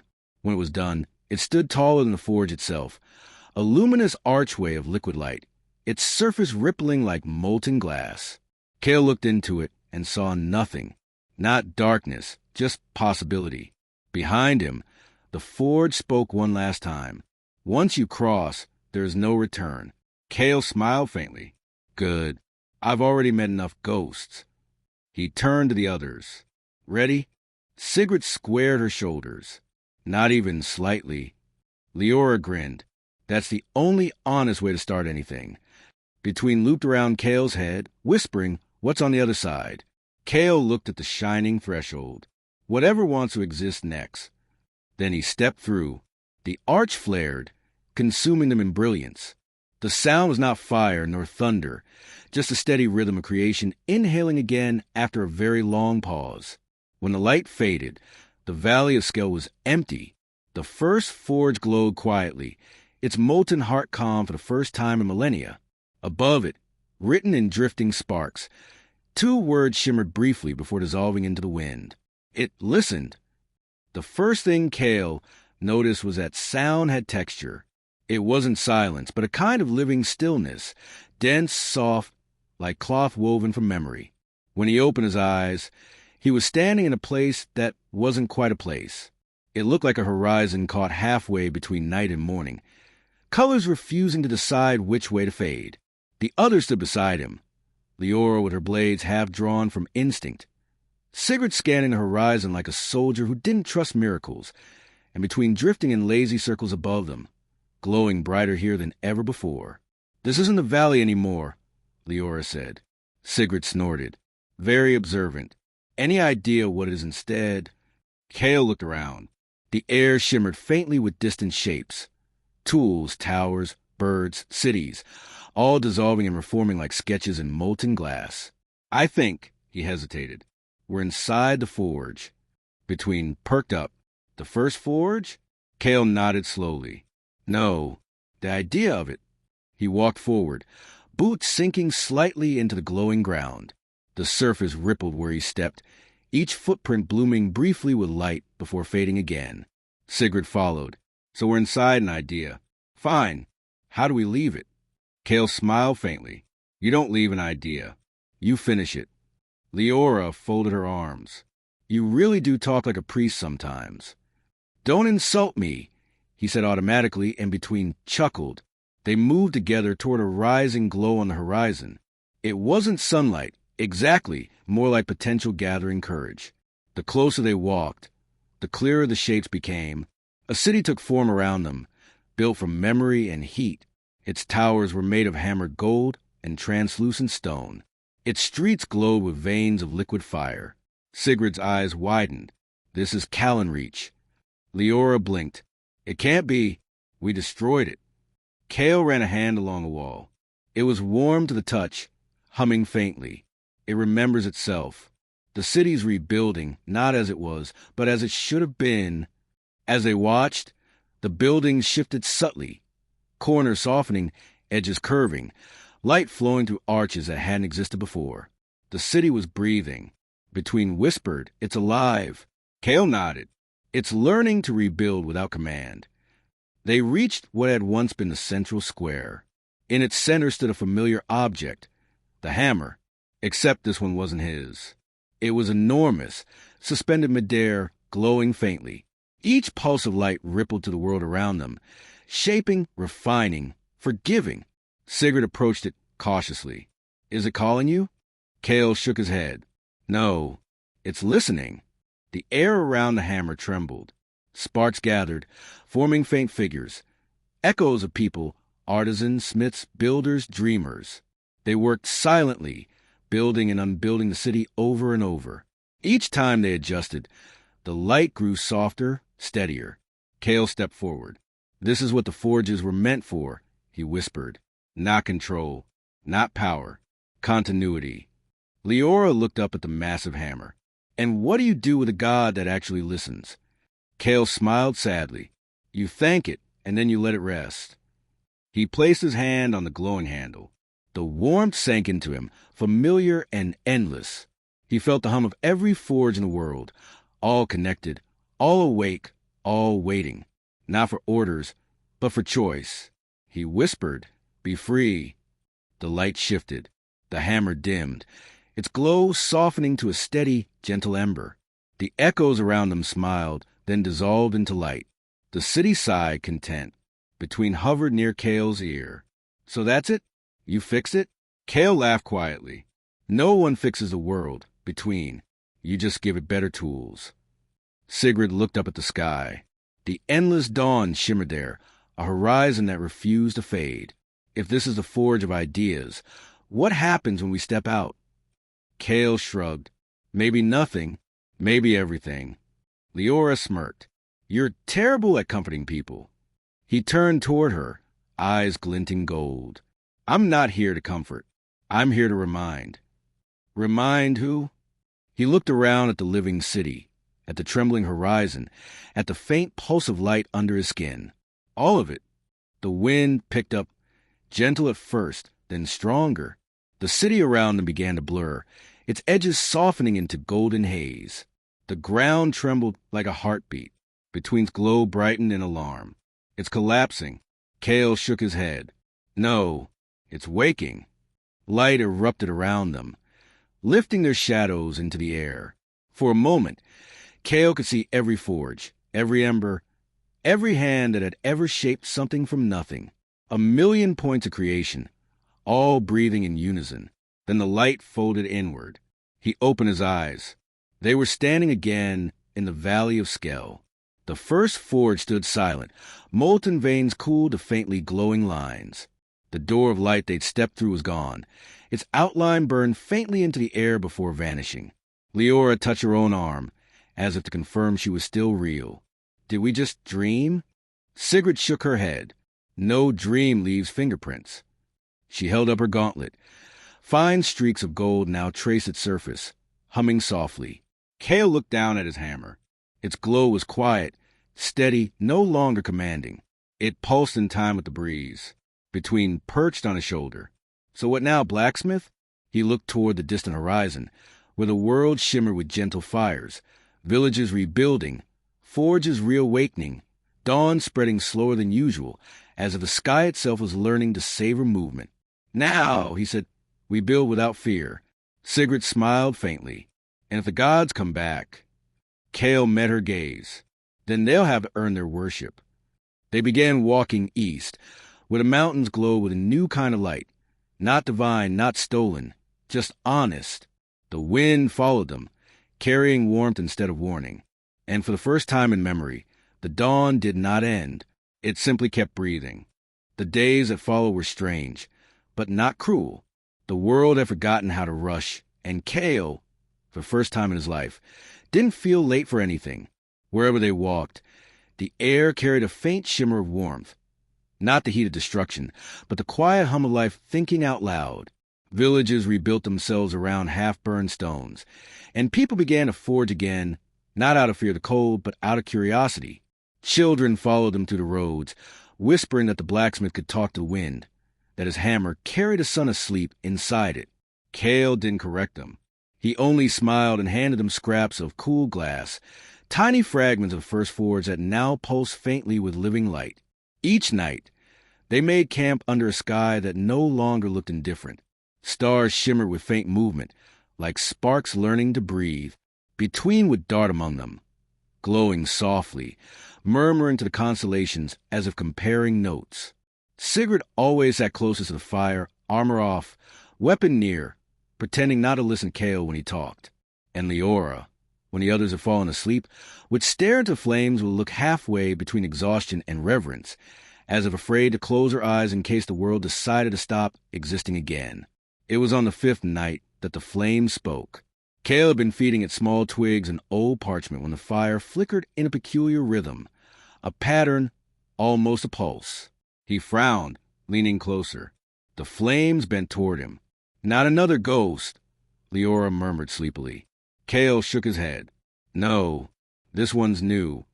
Between hovered above the fire, its glow flickering in perfect sync with the flame. "It's trying to speak," it said softly. "To me?" "To itself." The fire brightened, and a faint voice emerged, small, hesitant, like a child waking into a world too large for comfort. "You left us," it whispered. Kale blinked. "Left who?" "The ones who stayed in the dark," the flame said. "The ones who burned quietly so no one would freeze." Sigurd stirred awake, reaching for her weapon. "Kale," he held up a hand. "It's all right."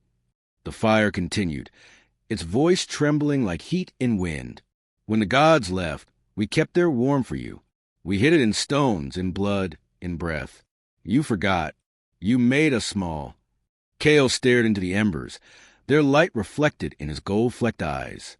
"You're not small now." "No," said the flame, almost sadly. "Now we are everything, and we don't know what to do with it."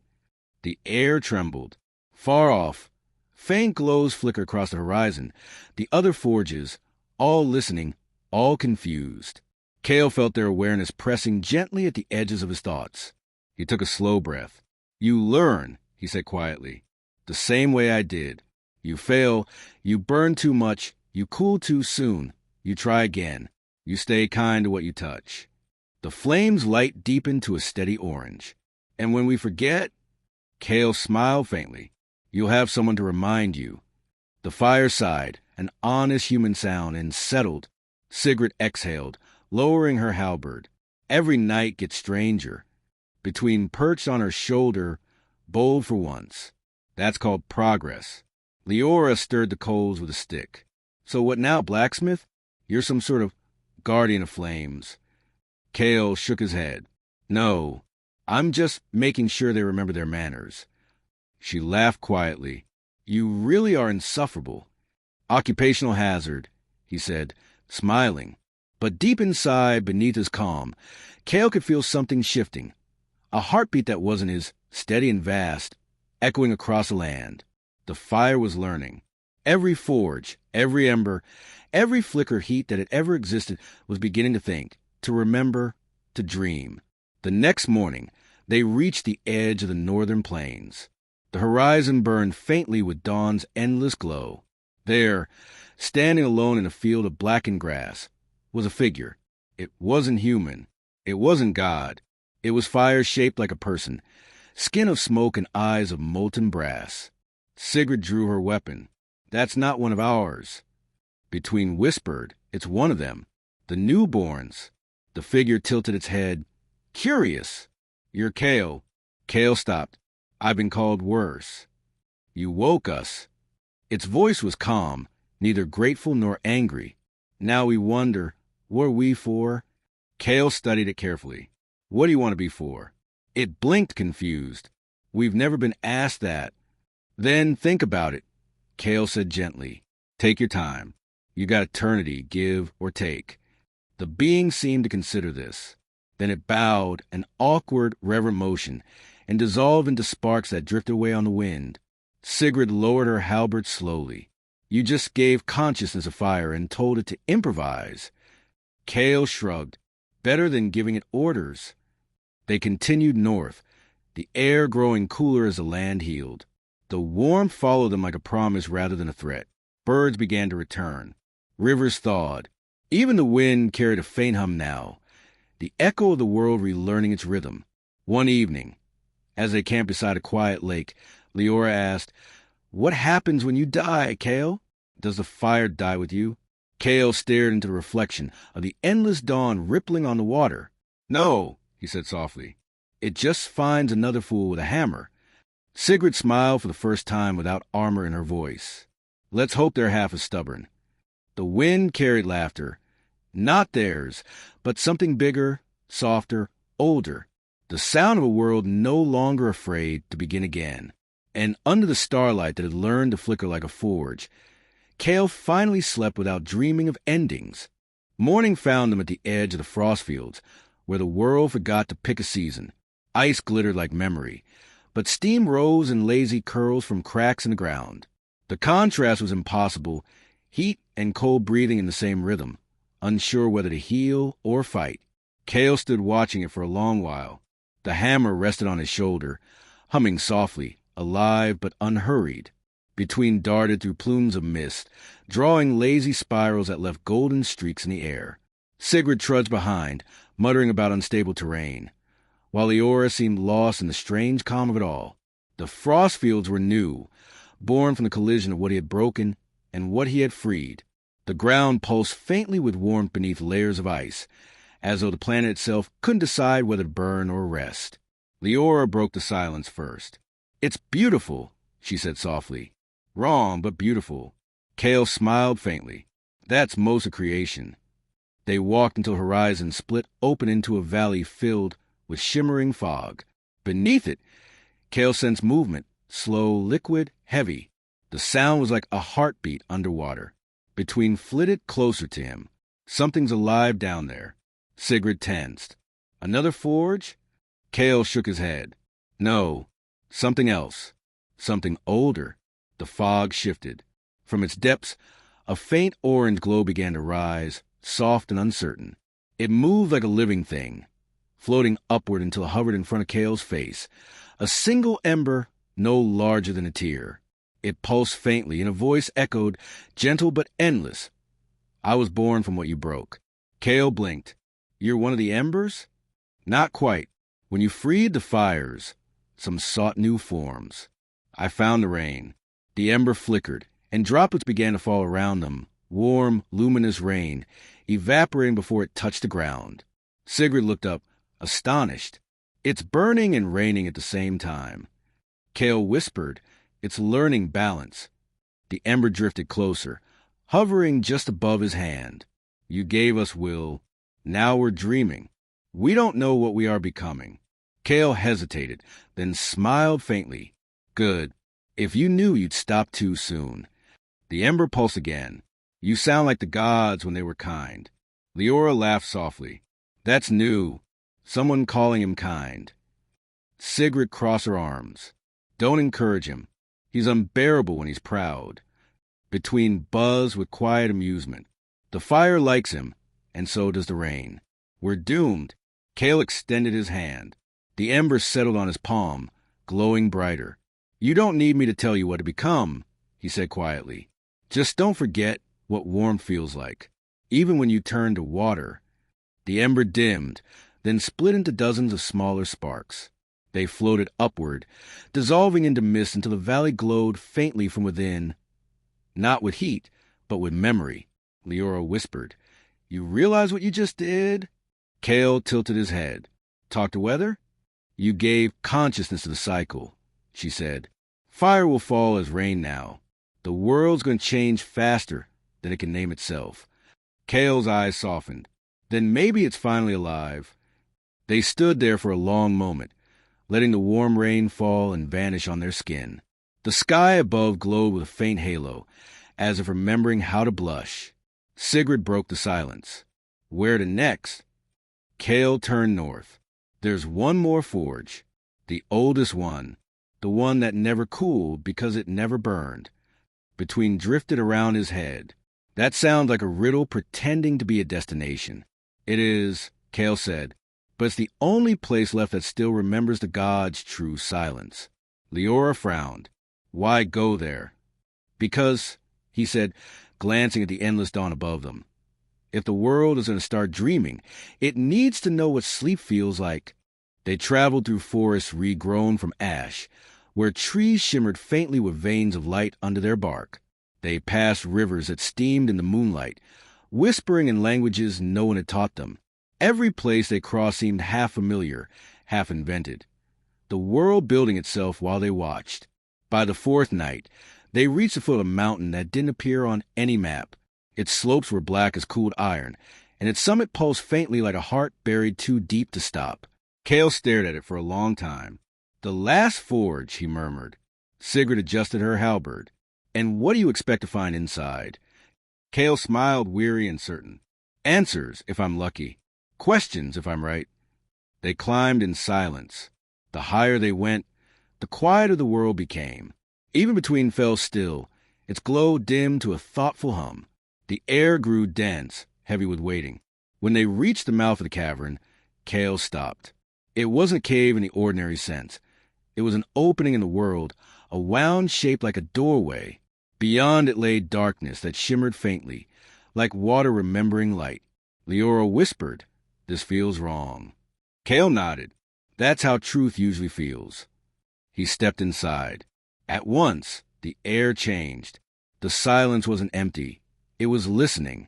The walls pulsed faintly, carved with runes too old to mean anything and too perfect to be accidental. At the center of the cavern, a shape waited. It wasn't flame nor stone. It was a forge made entirely of light and shadow, alternating in slow rhythm, existence and absence, breathing together. Between trembled. It's asleep. Cale approached. Not for long. He set the hammer down on the ground. The moment it touched the surface, the forge stirred. Light rippled outward like the surface of a dream, disturbed by thought. A voice spoke, not thunderous, but intimate, ancient enough to sound tired of eternity. You have come too far. Smith. Cale met the unseen gaze calmly. Or not far enough. You remade what we left broken. You taught flame to listen, rain to remember. But do you know what you've unmade? Cale hesitated. Control. Purpose, said the voice gently. The world needs stillness as much as motion. You've built a song without rest. Cale looked around at the darkness breathing light. Then teach me the rest of it. Silence. Then a sigh like mountains exhaling. Very well. One more lesson, blacksmith. The walls brightened, runes igniting one by one. The light grew blinding, the air heavy with heat and meaning. Every fire, every thought, every creation needs a place to cool. The forge pulsed once, and the ground trembled. Cale felt his knees, the hammer vibrating violently beside him. The light poured into him, not burning, but weighing, pressing, reminding. Sigrid shouted his name, but her voice sounded distant, like it belonged to another time. Leora tried to reach him, but between held her back, whispering, let him finish. Cale's eyes glowed brighter than they ever had before, molten gold streaming down his face like tears. The forge's voice filled him, surrounding him, gentler than it had any right to be. Rest is not failure. Silence is not death. Even fire must learn to breathe between burns. The light dimmed. The forge stilled. Cale stood slowly, smoke curling from his hands. His eyes no longer blazed. They shimmered softly, like the last light of forge before nightfall. He turned to the others and smiled, tired but whole. I understand now. Sigrid frowned. Understand what? He looked at his hammer, its glow calm and steady. That every creation, even fire, needs forgiveness to live. Outside, the dawn spread wider than ever, bleeding gold into the frost fields. The first warm rain began to fall again, hissing gently on the cooling mountain stone. Kale stepped out into it, and for the first time since the world began to wake, the fire didn't flare, it sighed. Between whispered, soft and certain, he taught it peace. The mountain didn't sleep again after that. It didn't burn either. It just breathed, slow, even, as though satisfied to exist without proving it. The valley below shimmered under the rain Kale had taught to feel. Every droplet carried a faint warmth, like the memory of a hand once held too long. Kale sat at the mouth of the cavern, hammer across his knees, watching steam curl and vanish into the air. Sigrid sat beside him, silent for once, her gauntlets off, the raw skin beneath them pale and marked with soot. Leora paced along the ridge, restless as always, every few steps glancing up as if expecting the sky to start shouting again. Between perched on a jagged rock, wings folded, dim but not tired. It was quiet. Not the kind of quiet that hides things, but the kind that listens. The world seemed to be waiting to see what Kale would do next. He didn't move. When Sigrid finally spoke, her voice was soft. "You're not going to light it again, are you?" Kale shook his head. "No. It's lit enough." Leora stopped pacing. "You mean it's over?" Kale smiled faintly. "It's never over. But this part doesn't need me anymore." Between tilted its head. "You're different." "Am I?" "You used to hum when you walked. Like a forge. Now you're quiet inside." Kale looked out across the valley, where mist curled through glowing rivers. That's not quiet between. That's space for something new. They stayed like that for a while, the sound of the rain of soft percussion around them. Every drop seemed to echo from far away, maybe from other forges, other fires, other beginnings. Then, faintly, from the horizon, a sound began to rise. Not thunder, not this time, but singing. It came from the villages below, from the riversides, from ships relit at sea. The people of the world, scattered and scared and alive, were singing. The tune was simple, circular, made of nonsense and hope. Sigrid stood, squinting down the slopes. "They're making hymns again." Kale chuckled. "Good. Let them. They'll outgrow them soon enough." Leora frowned. "You sound like you don't trust them." "I don't trust permanence," he said.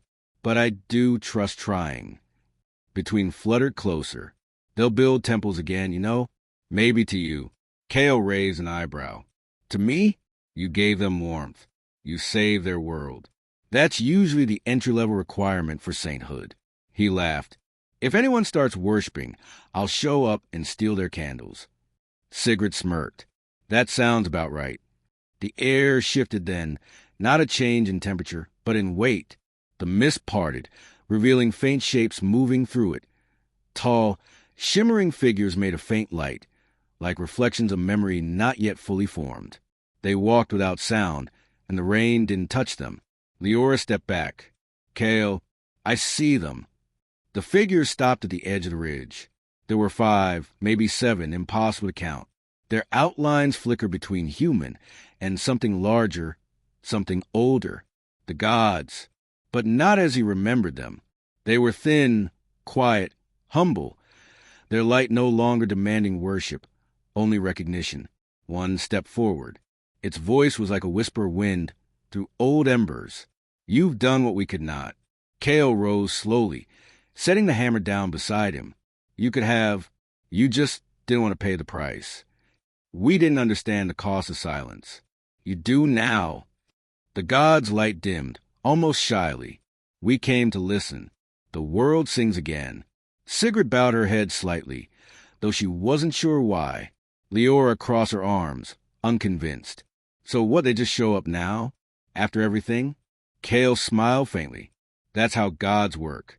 They miss the struggle and show up for the encore." Between snorted. "You're impossible." Kale looked back at the figures.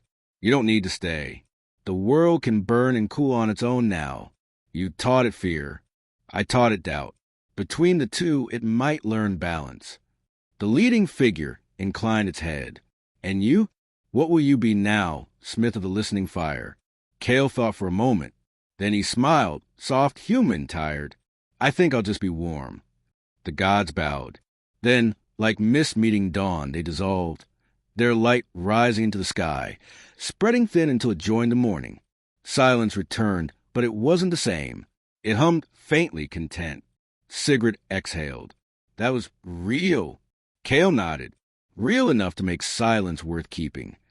Leora sat beside him, finally still, and now Cale leaned back against the rock, closing his eyes.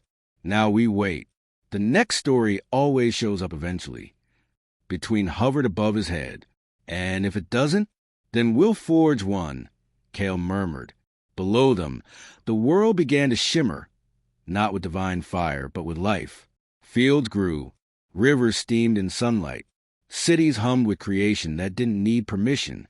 The rain eased, the clouds parted, and somewhere far beyond the horizon, a new forge flickered, not to build gods, but to make room for laughter. And for the first time since the first spark, silence wasn't empty. It was alive. When the god vanished back into the dawn, the world didn't clap or weep or fall to its knees. It just breathed, a long, uneven, human breath that filled every forest and river and lung. Cale watched the mist scatter across the valley and thought, with a strange peace, that the silence sounded like applause from something older than gratitude. He and his companions didn't leave the mountain right away. They lingered for days, building small fires that didn't need tending, listening to wind that had finally found a voice. The flames flickered with no urgency, as though content to exist for their own sake. Leora found herself humming when she cooked. Sigrid sharpened her weapon less, and began sketching instead. Lines of metal that resembled wings or waves. Between had grown quieter too, its glow steady instead of frantic, like it found something to belong to at last. One evening, when the air was still enough that even steam hesitated to rise, Cale stood on the edge of the ridge and spoke to the wind. "You were the first thing I heard when this began," he said softly. "You screamed when the gods broke the world, and you never stopped running. I think it's time you came home." The wind answered, not with words, but with movement. It swirled around him, playful and shy, like a wild animal deciding to trust again. The grass bent in spirals. The trees leaned in, and every flame in their camp fluttered in greeting. Sigrid looked up. "Cale." He turned, eyes calm. "It's not angry anymore."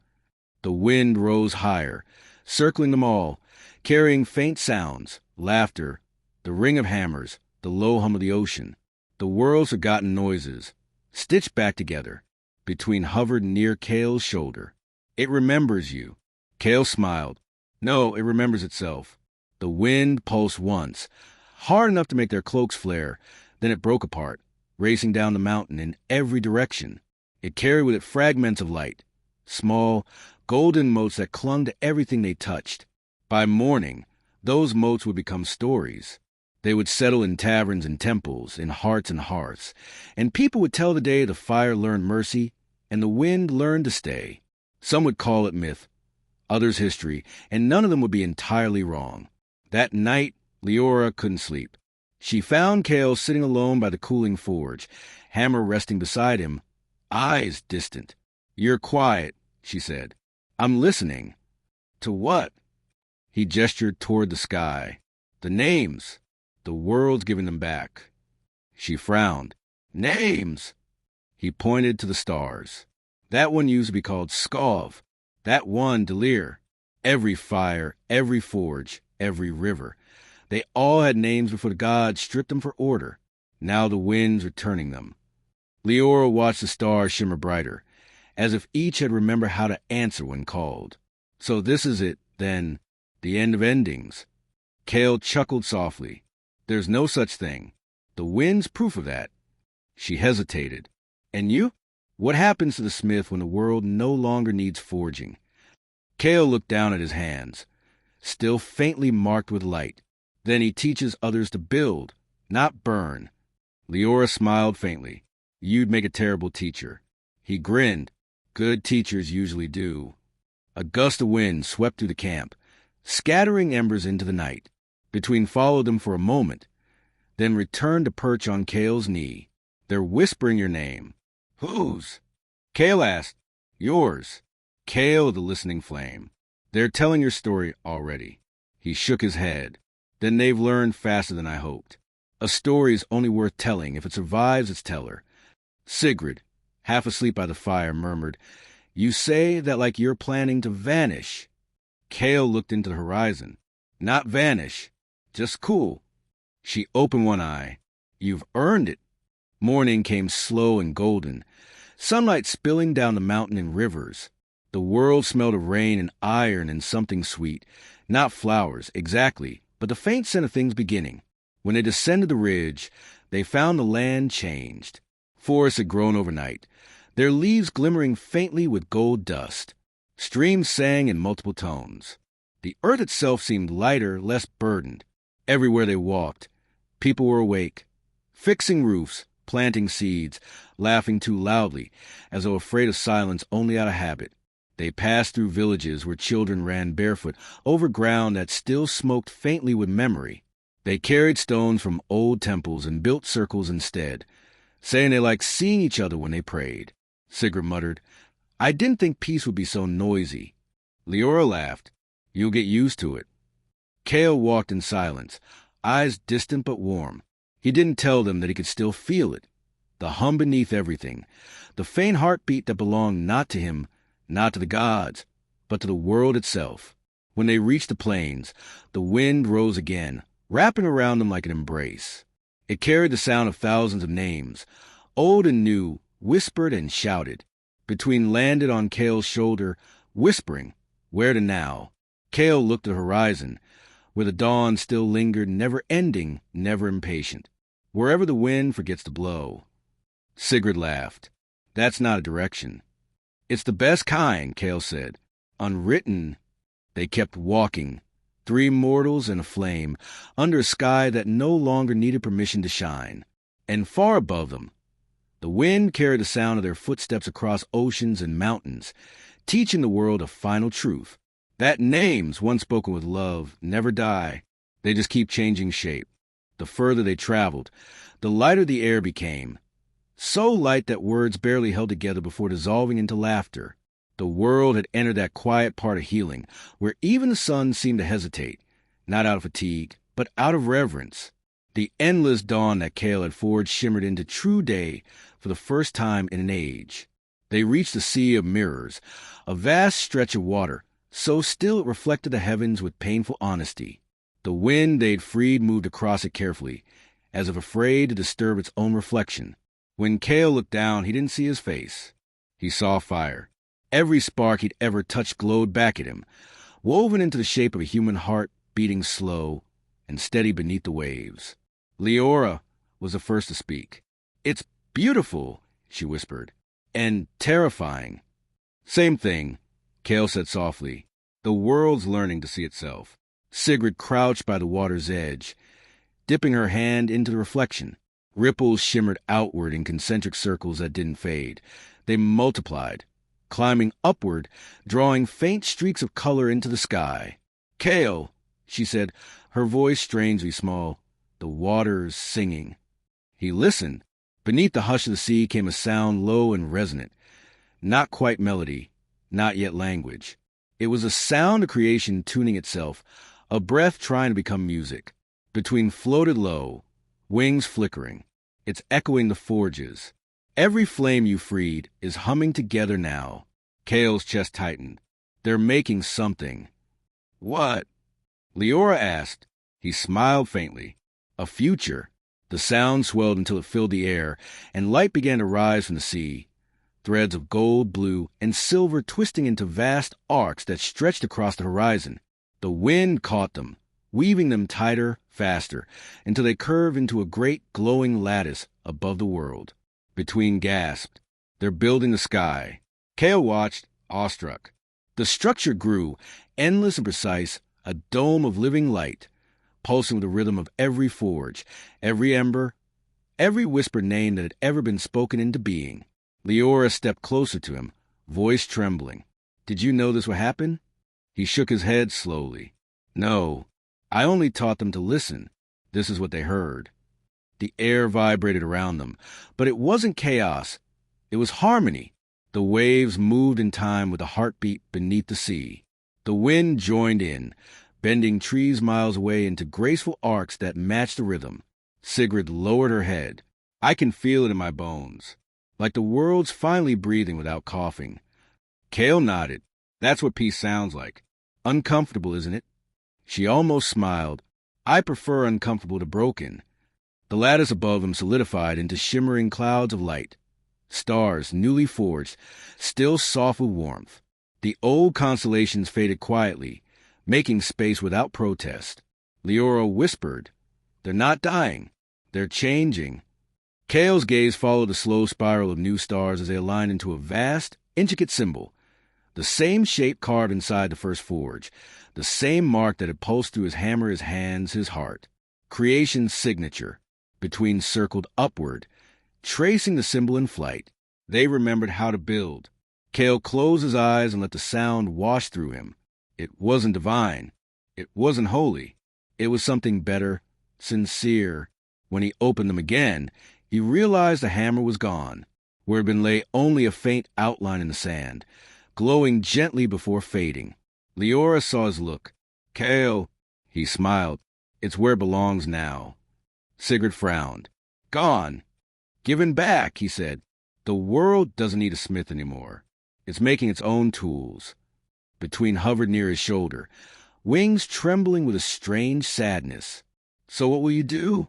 Kale watched the new sky finish forming, the colors settling into steady light, the stars breathing as one. "I'll walk. Maybe build small things. Maybe nothing at all." Sigurd stepped beside him. "And us." He turned to her, warmth in his eyes. "Whatever you want to be. Guardians, wanderers, singers of badly remembered songs." Leora laughed softly. "You just want us to tell your story." "Not mine," Kale said. "Ours." The horizon began to brighten with true sunlight, real, golden, untamed. It hit the water, shattered into 10,000 reflections, and every reflection sang the same note.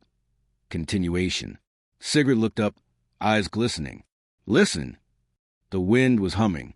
Not the desperate scream it once was, but a lullaby, a melody built from every sound the world had ever made. The crack of a hammer, the hiss of steam, the sigh of waves, the laughter of mortals. Kale closed his eyes. For the first time, he didn't hear echoes. He heard presence. Between whispered, "It's done." Kale smiled. "No, it's begun." He stepped into the shallows, water glowing softly around his legs. The sea didn't resist. It parted gently, as though recognizing him. He walked until he was a silhouette in the rising sun. Behind him, Leora and Sigurd stood watching until the light grew too bright to tell where he ended and the world began.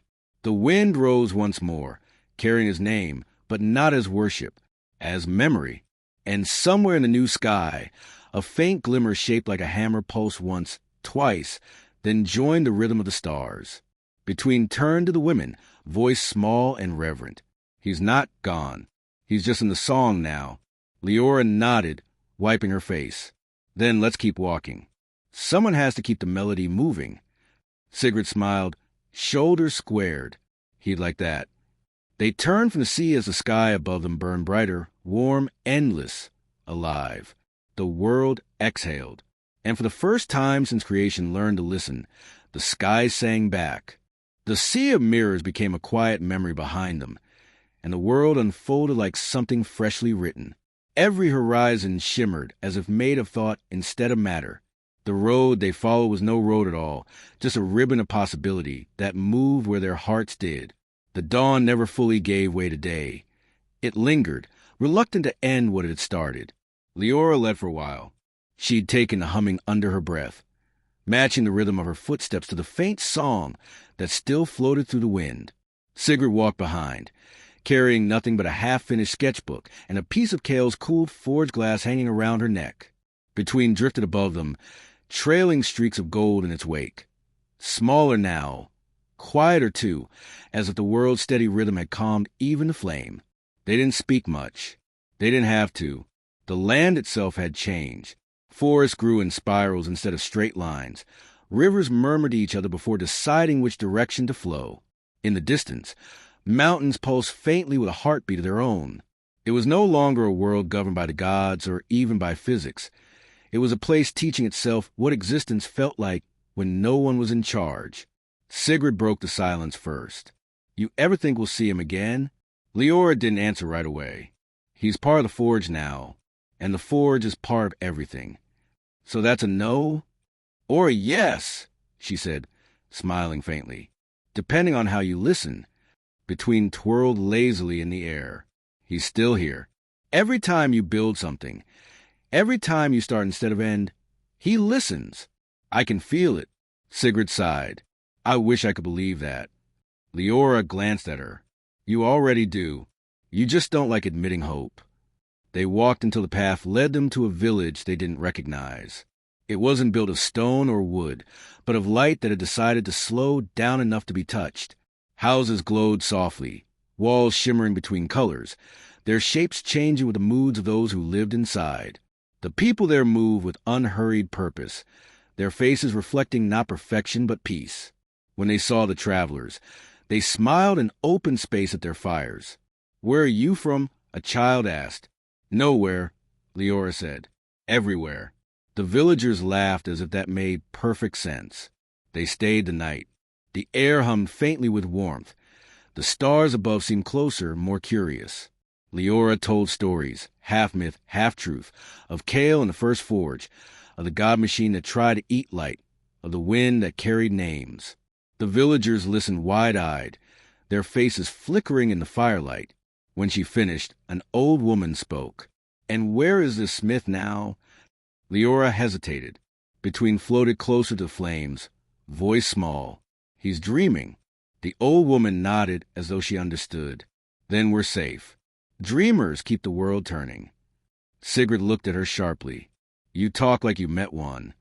The woman smiled. We all have. Every time we light a forge or sing in the dark. That night, Leora couldn't sleep. The fire beside her shifted color, gold, then silver, then the deep red of thought. Between hovered quietly nearby. You miss him, it said. She didn't look up. I miss what he made me believe in. That creation didn't need perfection, just persistence. Between tilted its head. Maybe that's all faith ever was. Before dawn, she wandered outside. The village shimmered around her, its houses whispering softly, as though dreaming too. Beyond its edge stretched an open plain glowing faintly from beneath, like a hidden forge buried under the world. She felt it before she saw it, a vibration through her feet, a pulse in the air, a voice, not loud, not commanding, just there. Come. Sigrid joined her moments later, armor catching the faint light. You feel it too? Leora nodded. It's him. They walked until ground opened into a wide circle of molten glass, its surface smooth as water. The glow beneath was familiar, gold and red and deep orange, the color of warmth remembering itself. Between darted forward, wings trembling. It's the forge, but not asleep this time. Leora stepped closer. Kale. The air shimmered. A faint figure rose from a molten reflection, not solid, not spectral, just light shaped like memory. Kale's smile was there, soft and knowing. Sigrid froze. You're part of everything, he said. His voice was calm, deeper, carrying the weight of creation but none of its arrogance. You did well. Leora's throat tightened. You said you wouldn't become a god. I didn't, Kale said. I became a silence that builds. Between hovered close. We missed you. I know, he said gently. I miss me too. He looked around, eyes reflecting the sky that was still growing above. The world's dreaming now. It'll make mistakes. It'll start over. That's what living means. You'll guide it, not with rules, but with example. Sigrid frowned. You mean us? Kale nodded. You were the first to walk through fire and not burn. The world will remember that. Leora stepped forward, tears catching the forge light. Will we ever see you again? He smiled. Every time something new begins. The light around him flickered, then brightened, spreading across the plain. The molten glass beneath their feet pulsed once, twice, and then cooled, turning solid and clear. Beneath it, they could see shapes, plants, rivers, people, all dreaming in unison. Between whispered, he's everywhere. Sigrid sheathed her weapon slowly. So this is what peace feels like. Leora nodded. No, this is what beginning feels like. As the sun rose higher, The plane caught fire, not burning, but glowing, alive with light that shimmered like thought. The sound returned too, the steady heartbeat of the forge, now softer, slower, content. They stood there until the world stopped trembling. Then Leora turned to Sigrid in between, a new certainty in her voice. "We keep walking." Between laughed. "Toward what?" Leora looked at the horizon, where rivers of gold stretched like veins through the land. "Toward whatever still needs listening." The wind answered her, warm, familiar, carrying the faintest whisper of Kale's voice. "Build gently." And so they did. They walked on, the three of them small against the endless brightness, leaving behind footprints that glowed for a moment before cooling. Reminders that fire, too, could learn to rest without dying. Above them, the sky pulsed softly, a forge dreaming of itself. By the time they reached the valley of Nerith, the world had grown confident in its breathing. The days no longer lingered halfway between night and dawn. They unfurled with purpose, full of small, deliberate sounds.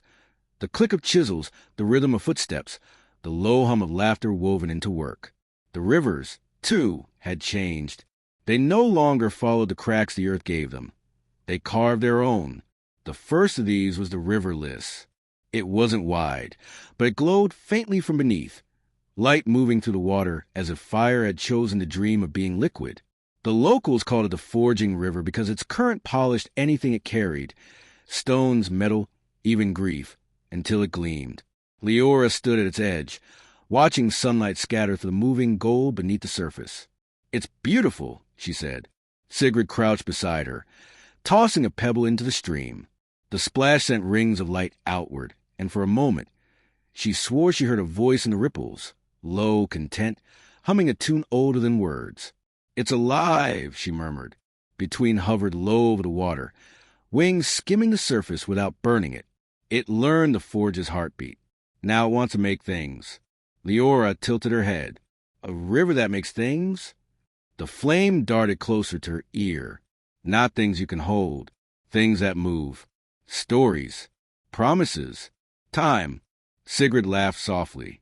"You're getting poetic again." Between glowed a little brighter. That's what happens when water starts dreaming. They followed the river's course for a day and a night. Everywhere it passed, life erupted. Charred hills sprouted green again. Stones melted into fertile soil. In one place, they found a tree growing from the center of the stream, its trunk clear as glass, its branches tipped with tiny flames that flickered without heat. The villagers had built their homes around it, their children playing in its light, as though it were the most ordinary thing in the world. One of the elders approached them, a tall woman with hands stained red from clay. "You came from a mountain," she said, not asking but knowing. Leora nodded. "We did." The woman smiled, her wrinkles glowing faintly in the tree's light. "We've been waiting. The water told us." Sigrid frowned. "The water told you?" "Yes," the elder said. "It speaks in movement." It said the smith's voice would return not in fire but in footsteps. She looked down at the ground beneath their boots. "And here you are." Leora exchanged a look with Between, who fluttered wordlessly. "The river remembers him," she said quietly. The elder gestured for them to follow. "Come, the river made something for you." They walked along the glowing current until it curved into a small inlet. There, resting on the shore, lay something that wasn't quite metal and wasn't quite stone, a blade, perfectly smooth, humming softly as if alive. Sigrid knelt beside it. "It's forged in the riverbed," she whispered. "But how?" "The current shaped it," said the elder. "No fire, no hammer, just motion and patience."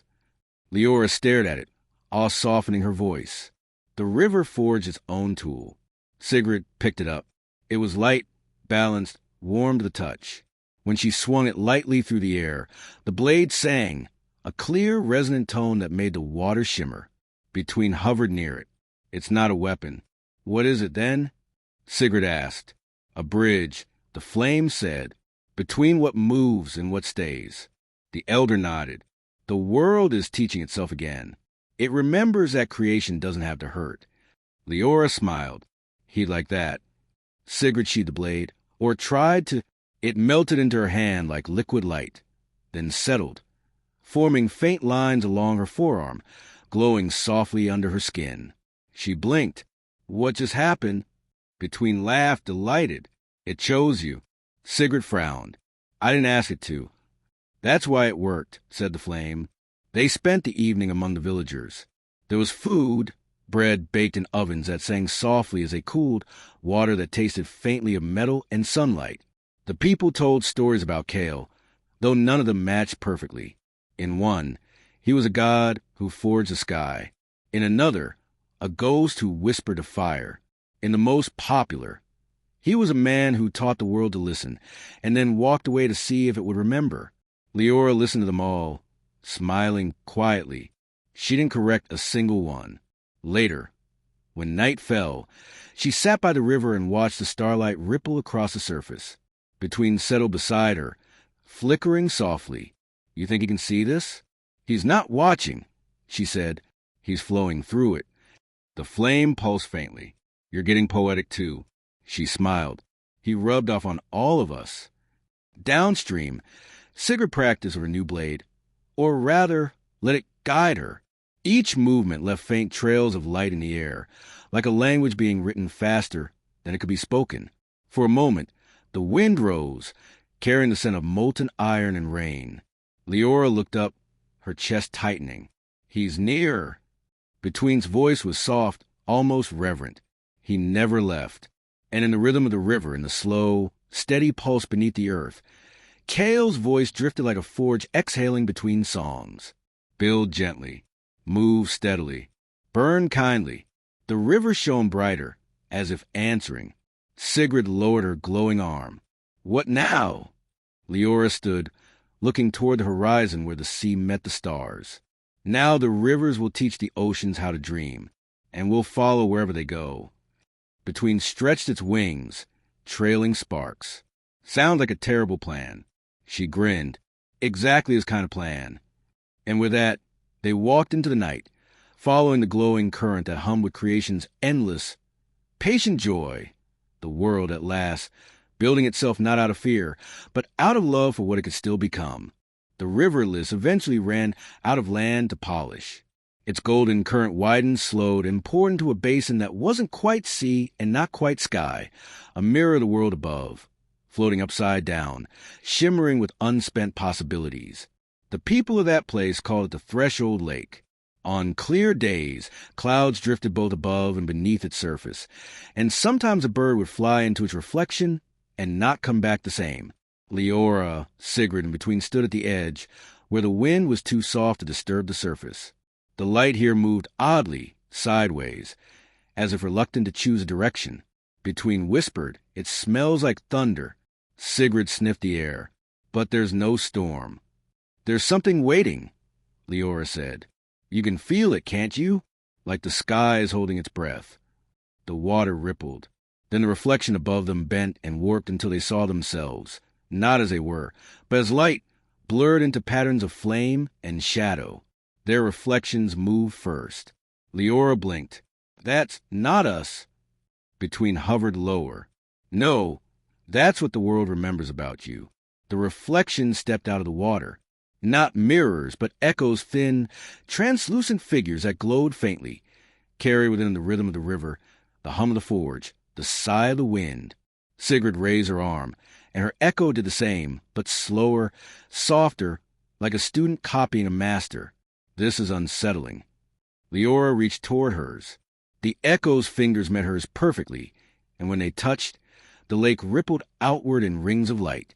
Kale's voice came faintly, not from the sky, but from inside the reflection. "They're learning what it means to remember." Leora's breath caught. "Kale." "Not me," the voice said gently. "The sky." Sigrid frowned. "The sky is talking now." Between chuckled softly. "Of course it is. You taught everything else to speak. Why should the heavens stay quiet?" The lake brightened until it seemed the horizon itself might melt. The clouds above swirled, folding into a vast spiral. Wind brushed against them, but instead of blowing, it bowed, a strange inversion, the air folding downward like a curtain being lowered in gratitude. "The sky is kneeling," Leora whispered. Sigrid shielded her eyes. Why? Kale's voice, or something wearing his patience, answered through the rising wind, because it finally understands. It's not above anything. It's part of the same breath. The light in the lake condensed into a single point, glowing hotter and hotter until it shot upward, a column of fireless brilliance. When it reached the sky, it didn't explode, it blossomed. Petals of light unfolded across the heavens, forming constellations shaped like living things. A hand, a tree, a river, a hammer. Each shimmered briefly before taking its place in the firmament. Between whispered, their new stars. Leora nodded, her eyes wet. Their names. The world's naming itself again. Sigrid stared, speechless. We're watching the sky write poetry. The wind moved through their hair, warm and sure. From every direction, faint voices rose. Not divine, not human, just existence expressing gratitude in 100 languages that didn't need translation. Kale's voice returned, softer now, threaded through every gust. Every time you teach something to listen, you add a note to the song. You've turned silence into chorus. Leora looked upward. And you? Are you still part of it?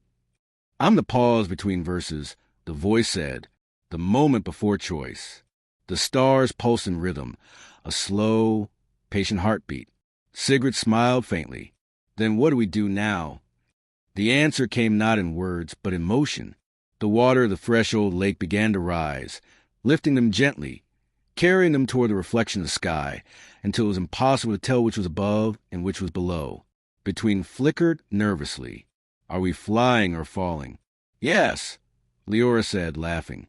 When they broke through the mirror's surface, they found themselves standing among the clouds. Except now. The clouds were solid beneath their feet, woven threads of mist and starlight. The world below shone like a second sun, rivers glowing, mountains pulsing faintly, everything alive with deliberate quietness. At the center of this vast sky plain stood something enormous and simple, a circle of golden air that hummed faintly, as if remembering every breath that had ever been taken. Kale's hammer floated there, glowing softly, no longer a tool but a heartbeat suspended in time. Leora approached. You left this behind. The hammer pulsed once, slow and affectionate. You'll need it. Sigrid frowned. For what? The world's fixed. The wind laughed, soft as rain on coals. Fix? No, it's begun. You can't stop building after the first sunrise. Leora reached out and touched the hammer. It felt alive, but calm, like touching the back of a sleeping animal. We don't know how to lead a world that builds itself, she whispered. Kale's voice answered, fainter now but smiling. Then don't lead. Listen. Every creation needs its silence. Every dawn needs a night willing to end. The circle of air around the hammer flared, its light washing over them. For a heartbeat, they felt everything. Mountains shifting, rivers whispering, children laughing, stars humming their names into the void. When the light dimmed, they were back on solid ground. The lake was gone. Above them, the constellations glowed steady and new, each pulse of starlight echoing like a forge's rhythm. Between looked up, eyes wide. He's still teaching. Leora smiled. Always will be. Sigrid sheathed the luminous blade that still traced her arm. What now? Leora gazed at the sky that had learned humility, its brilliance balanced by shadow. Now, she said softly, we remind the world that even light can kneel.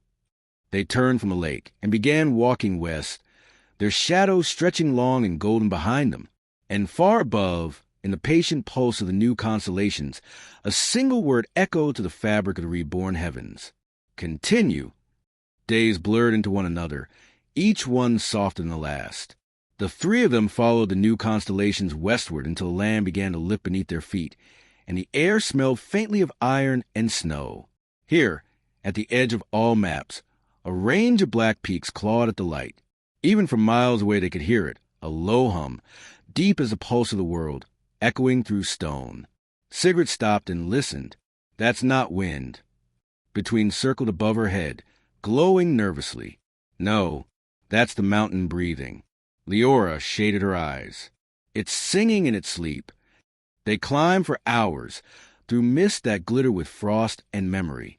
The hum grew stronger the higher they went, sometimes breaking into chords, sometimes falling back into a single note that made the snow tremble.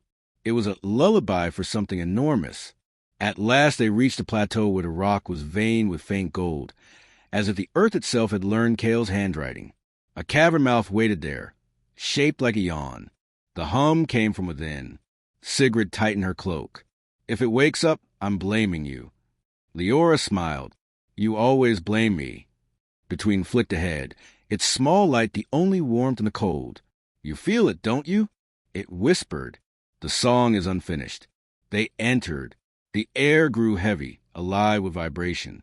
Inside, the walls glowed faintly where old forges had once lived. Molten seams of forgotten metal pulsed in time with a mountain's voice. Each step they took echoed twice, once in present, once in memory. At the heart of the cavern lay a hollow chamber large enough to swallow a city. In its center, a single shard of crystal jutted from the floor, humming with the same deep note that filled the mountain. It wasn't still. It quivered gently, the way a sleeping creature's chest rises and falls. Leora approached. "It's alive." Sigrid frowned. "Alive or remembering?" Cale's voice answered them, distant but clear, woven through the air like the low ring of a bell. Both. The shard brightened, and within it they saw flickers, scenes of the past. Cale the first forge, the god machine collapsing, the sky folding to its knees. Then newer images, villages singing, rivers glowing, stars forming. Each pulse of light carried a memory, and the mountain repeated them all as song. Leora whispered, "It's keeping record. Every note you struck, every word you taught the world," said Cale's voice. The mountain heard. It made the silence sing so nothing would be forgotten. Between hovered close to the crystal, awed. "It's the world's memory." The shard pulsed brighter, and a question filled the air, not a voice, but a feeling. What comes after remembering? Sigrid looked at the others. "Good question." Leora placed her hand on the crystal. The hum deepened. "After remembering," she said slowly, "comes choosing what to keep." The light around them shifted, warm and gold. Cale's presence flickered through the walls like heat. "Then teach it that. Teach it to forget kindly." The mountain song changed. The notes split into 100 harmonies, some sharp, some tender. The walls shimmered, shedding flakes of old stone like dead skin. Where they fell, flowers of molten color bloomed briefly before cooling into glass. Between laughed softly. "It's editing itself." Sigrid ran her hand over the cool petals. "I didn't know the earth could learn mercy." Leora smiled. "It learned from fire." They stayed until hum settled into a gentle rhythm.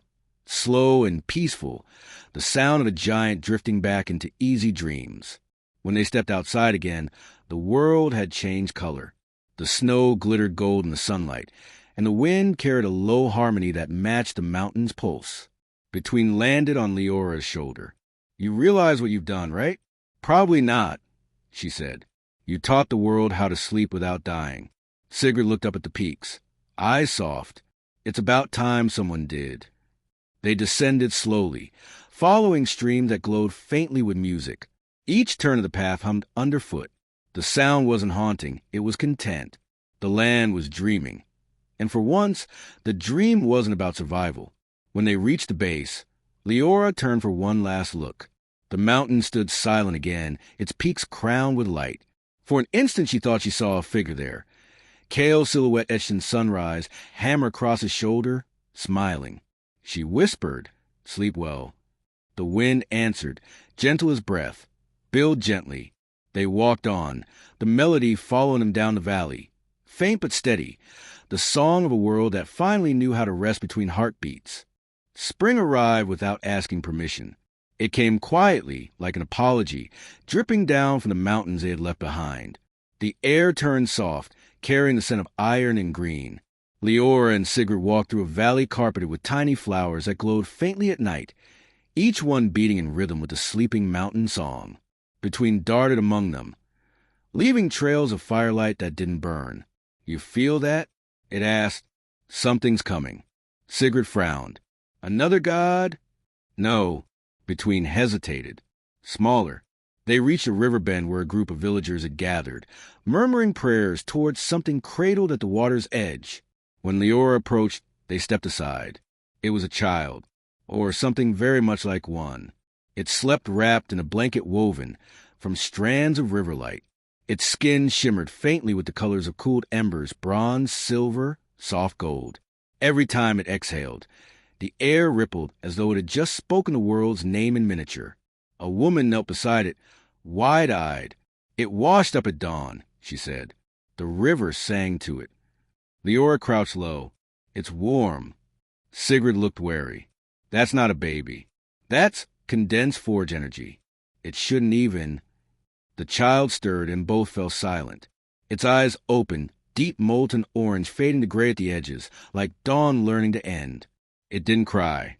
It just looked at them, calm and impossibly old. Between hovered above its head. "It's not dangerous," the little flame whispered. "It's curious." Leora smiled faintly. "Like him." The baby's tiny hand reached upward, grasping at air until its fingers brushed between its glow. The contact sent a pulse through the valley. Every forge, every hearth, every candle within miles flickered once in response. Sigrid took a step back. "It's connected to all of them." Between's voice trembled. "It's their child. The world's." Leora lifted the infant gently. It didn't resist, only watched her with quiet focus, as if memorizing her face. "What do we call it?" Sigrid shrugged uneasily. "It already has a name. Listen." They did. The wind whispered through the grass, through the mountains, across the forges of distant towns. A single word drifted through it, soft and new. Solin. Between glowed brighter. "That means spark that stays." Leora smiled. "Then Solin it is." The villagers bowed their heads, unsure whether to pray or laugh. Leora handed the child back to its river-woven cradle, but it reached for her again. When its tiny hand brushed her wrist, a faint pattern appeared there, an arc of light shaped like the old hammer's mark. Sigrid saw it and exhaled. "You've been chosen again." Leora shook her head. "No, this time we're just witnesses." That evening, as the villagers lit their forges, every flame bent slightly toward the river. The current shimmered, carrying reflected light upstream instead of down. Even the stars seemed to lean closer. Between perched on Leora's shoulder. "He would have loved this," it said softly. "I think he does," she answered. "Maybe this is what he meant when he said the world would start dreaming." Sigrid stared at the sky. "So this... Solin, what happens when it grows up?" Leora traced a faint hammer mark glowing on her wrist. "Then the world learns what it means to build without a blacksmith." For days they stayed, helping the villagers raise a shelter over the cradle. They forged no metal, only clay and wood, guided by the child's quiet breathing. The forge fires burned cooler now, steady and patient. When the wind passed, it didn't howl. It hummed lullabies in 1,000 tiny tongues. One night, Solin woke. The infant sat up and pointed toward the stars. At first, no one saw anything. Then the constellations began to move, slow arcs reshaping themselves into a vast wheel. In its center glowed Kale's old sign, shining like a heartbeat in the heavens. Between gasped. "He's watching." Leora held Solin close. "Not watching. Listening." The wheel turned once, twice, then steadied. From its rim fell a rain of faint golden dust that drifted across the valley, settling on roofs, rivers, skin. Wherever it touched, things healed. Cracked pottery sealed. Wilted plants stood again, tired eyes cleared. Sigrid stared in disbelief. "He's still forging through the sky." Leora nodded. "Through all of us." The next morning, they prepared to leave. The villagers wept, but Solin only smiled, holding a small pebble that glowed faintly. The first gift of the river. Leora kissed its forehead. "You remember us?" The child gurgled, and a faint whisper passed through the air. "Always." Between fluttered up beside her. "Where now?" Leora glanced westward, toward the coast. "I want to see what the sea's building." Sigrid grinned. "If the ocean starts talking, I'm retiring." "You won't," Leora said. "You never do." They walked on, leaving behind a valley that hummed like a lullaby. Behind them, The child of the endless forge slept, its heartbeat echoing in rhythm with the world's new pulse. High above, the stars shimmered once more. A single voice, Cale's or maybe everyone's, murmured across the sky, soft as a secret share between light and time. Every spark becomes someone, and far below, the river answered in its quiet song. And every someone keeps the fire alive. By the time they reached the coast, the air had grown heavy with salt and nostalgia. The ocean stretched before them in sheets of liquid silver, as if the sky had melted down to rest. No waves broke. The surface moved like a heartbeat slowed to reverence. And every so often, when the sun caught the water just right, the sea shimmered, not with reflection, but with remembrance. Leora stood at the edge of a black sand shore, boots sinking slightly into the warm grit. "It's quiet," she whispered. "Too quiet for an ocean." Sigrid crouched, letting the sand sift through her gloved fingers. No tide, no wind, no pull, like it's waiting for permission. Between hovered low, wings casting tiny ripples across the surface. It's listening for the rivers. Leora turned her face toward the horizon. Then it's heard them already. At that moment, the tide moved. Not much, a tremor of breath, but enough to make the entire beach exhale. The water glowed faintly gold, and from its depths rose a sound so low it made their bones hum. The echo of every forge that had ever burned, carried through liquid memory. Sigrid frowned. That's not possible. Between glowed brighter. It's remembering the fire that made it steam the first time it touched stone. Leora smiled. The seer remembers everything, even warmth. They set up camp near a cliff where ancient ruins half buried themselves in coral. The villagers who lived along the coast told stories of lights that moved under the water like living stars, embers that refused to drown. "We call them the Forge Walkers," said an old sailor who brought them food. "They rise only when the moon sleeps. They sing in the deep." Leora listened carefully. "Has anyone followed them?" "The man crossed himself. Only fools. And the ones who come back don't speak." That night, when the stars blinked and the moon hid behind a veil of clouds, the Forge Walkers came. They began as faint orange glows beneath the water, then hundreds, thousands, until the sea looked like molten glass seen from below. The lights rose higher, taking shape until a figure broke the surface. It wasn't human, not entirely. A body of water and flame braided together, face shifting between waves and smoke, eyes like smoldering horizons. Leora took a step forward. "Cale." The figure smiled, but the voice that came was layered. Cale's, yes, but also countless others. The voices of rivers, mountains, wind, and memory. "I am what fire becomes when it learns to swim." Sigrid's hand went to her blade, though she didn't draw it. "Are you him?" The figure tilted its head. "He is within me, as all sparks are. The world carries his hum the way the ocean carries salt." Leora stepped closer. The warmth that radiated from the being was gentle, not burning but inviting. "Why now?" "Because the cycle needs water," the voice said. "Creation can't breathe on heat alone. You taught the rivers to dream. Now the sea must decide what to keep." Between fluttered nervously. Decide what? Which memories are worth carrying forward. The Forge Walker extended a hand, if it could be called a hand, toward the shore. The sand hissed softly, turning to glass where drops of seawater touched it. Images flickered within the glass. Every moment of creation since Cale's first forge. Fire, rain, song, laughter, birth.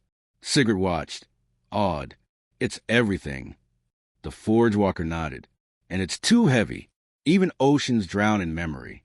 Leora reached out, her reflection trembling across the surface. "Then what do we do?" "Help me forget kindly." Cale's old words echoed in her mind. "Teach it to rest between burns," she whispered. The Forge Walker smiled, a slow curl of light bending into gratitude. "You remember well." The water around them began to shift. Waves formed, small at first, then growing, their rhythm steady, deliberate. Each one carried away a fragment of light, dissolving it into foam. Between gasped, "It's letting go." Leora closed her eyes and knelt, touching the tide. Let what's ready go, and let what's needed stay. The waves pulse an answer, moving with purpose. The golden glow dimmed slightly, no longer burdened but balanced. When the last wave broke, the Forge Walker stood smaller, quieter, its edges less flame, more reflection. The seer remembers enough now, it said, and it forgives the rest. Leora rose slowly. What happens next? Next? The being looked toward the horizon, where dawn was beginning to draw thin threads of light across the water. The sea will rise again, not to drown but to lift. The world will cool in the warmth of its own remembering. The being stepped backward, dissolving into the waves. One last flicker of gold lingered, then sank beneath the surface. For a long time they said nothing. The tide continued its gentle rhythm, the kind of peace that hums rather than shouts. Sigrid exhaled. We taught the sea to let go. Between landed on her shoulder, whispering. That's harder than teaching it to rage. Leora smiled, watching the horizon glow pink with morning. Then maybe we finally balanced the forge. They stayed until the first full sunrise broke, spilling light across the calm sea. And in that stillness, the ocean sang, not in thunder or roar, but in the low, patient voice of something that had forgiven itself. The world, at last, exhaled completely, and Kale's laughter, warm, distant, unmistakable, rolled through the breeze like the echo of a hammer striking home. The following days felt like an afterthought, written by the sun itself. The air shimmered with a lazy pulse of contentment, and the sea breathed in long, slow sighs that rolled across the sand like gratitude. The world had learned patience. Everything moved slower now, not out of exhaustion, but because it was finally time to admire its own heartbeat. Leora walked barefoot along the shore. The sand glowed faintly under each step, leaving footprints that lingered longer than they should, then vanished in gentle puffs of light. Sigrid trailed behind, sharpening a seashell into a blade purely out of habit, muttering that peace made her nervous. Between darted through the air like a lazy spark, tracing circles around them. It feels like an ending, the little flame whispered. Leora smiled faintly. Every heartbeat feels like that, if you listen too closely. Sigrid frowned. You sound like him. I hear him everywhere, she admitted, in the way the world breathes now. It's softer. They reached a cluster of stones arranged in a spiral that looked deliberate, though no one could say by whom. The center was hollow, filled with water so still it reflected the sky perfectly, except for one thing. There was a small golden glow hovering beneath its surface, pulsing gently, like a lantern half asleep. Between floated lower. That's new. Leora knelt. The light flickered, and for a heartbeat she saw Kale's outline in the reflection. Not solid, not spectral, just a memory of warmth shaped like a man. Kale! The air trembled. His voice, quieter than a breath, answered through the ripples. Don't say goodbye. Sigrid stiffened. He's here. Everywhere you made room for silence. Leora swallowed. You sound different. So do you, he said gently. You've stopped asking what to build and started asking what to keep. That's how creation grows up. The light beneath the water pulsed faster. Waves of warmth rippled through the ground, and suddenly the horizon began to brighten, not with dawn, but with something deeper. The light didn't rise from the east. It rose from below, spilling upward from the earth like molten memory. Between flitted and panic. That's not normal dawn. Kale's voice came again, layered and calm. The world's heart is turning itself inside out. It's remembering the first spark and offering it back. Leora felt her pulse match the rhythm. It's giving birth again. Sigrid shielded her eyes. To what? The light reached them, spreading across the shore like liquid sunrise. Where it touched, stones turned transparent, waves froze mid-motion, and the air thickened with sound, music so low and full it felt like the world's own laughter. Kale's voice softened further, almost tender. Don't be afraid. This is an ending. This is what happens when creation learns it doesn't have to start over to change. The brilliance dimmed gradually, fading to a steady glow. When their eyes adjusted, the beach looked the same, yet everything shimmered faintly from within, as if the world had absorbed its own dawn. Even shadows seemed alive, breathing in rhythm with light. Between hovered near Leora's ear, whispering, it's everywhere, in the trees, in the stones, even in us. Leora smiled through tears. Then this is it. The world's first true day. Sigrid knelt, running her hand over the glowing sand. Feels like it's watching us. Kale's laughter, faint and golden, rippled across the horizon. No, it's walking with you. The water stirred once more, and the light beneath it began to rise, gathering into a spiral that lifted gently above the surface. It shaped itself into a small orb, an ember perfectly round and radiant. Between whispered, awed, the last spark, Leora reached out, and it floated into her hands, warm and weightless. Inside it glowed the faint outline of everything. The forges, the rivers, the stars, even Kale's hammer, all condensed into one heartbeat. She looked up at the endless horizon. What do we do with it? Kale's voice was now so soft it could have been the breeze. Carry it until it learns to rest. The orb pulsed once and then dissolved into her palms, leaving behind only warmth. When she opened her hands, her skin shimmered with faint golden dust that drifted into the wind. Sigrid stood slowly. So that's it? He's gone. Leora shook her head. He's home. Between landed on her shoulder, voice trembling. What happens now? Leora looked out to sea, where the horizon now curved upward like the lip of a vast, glowing bowl.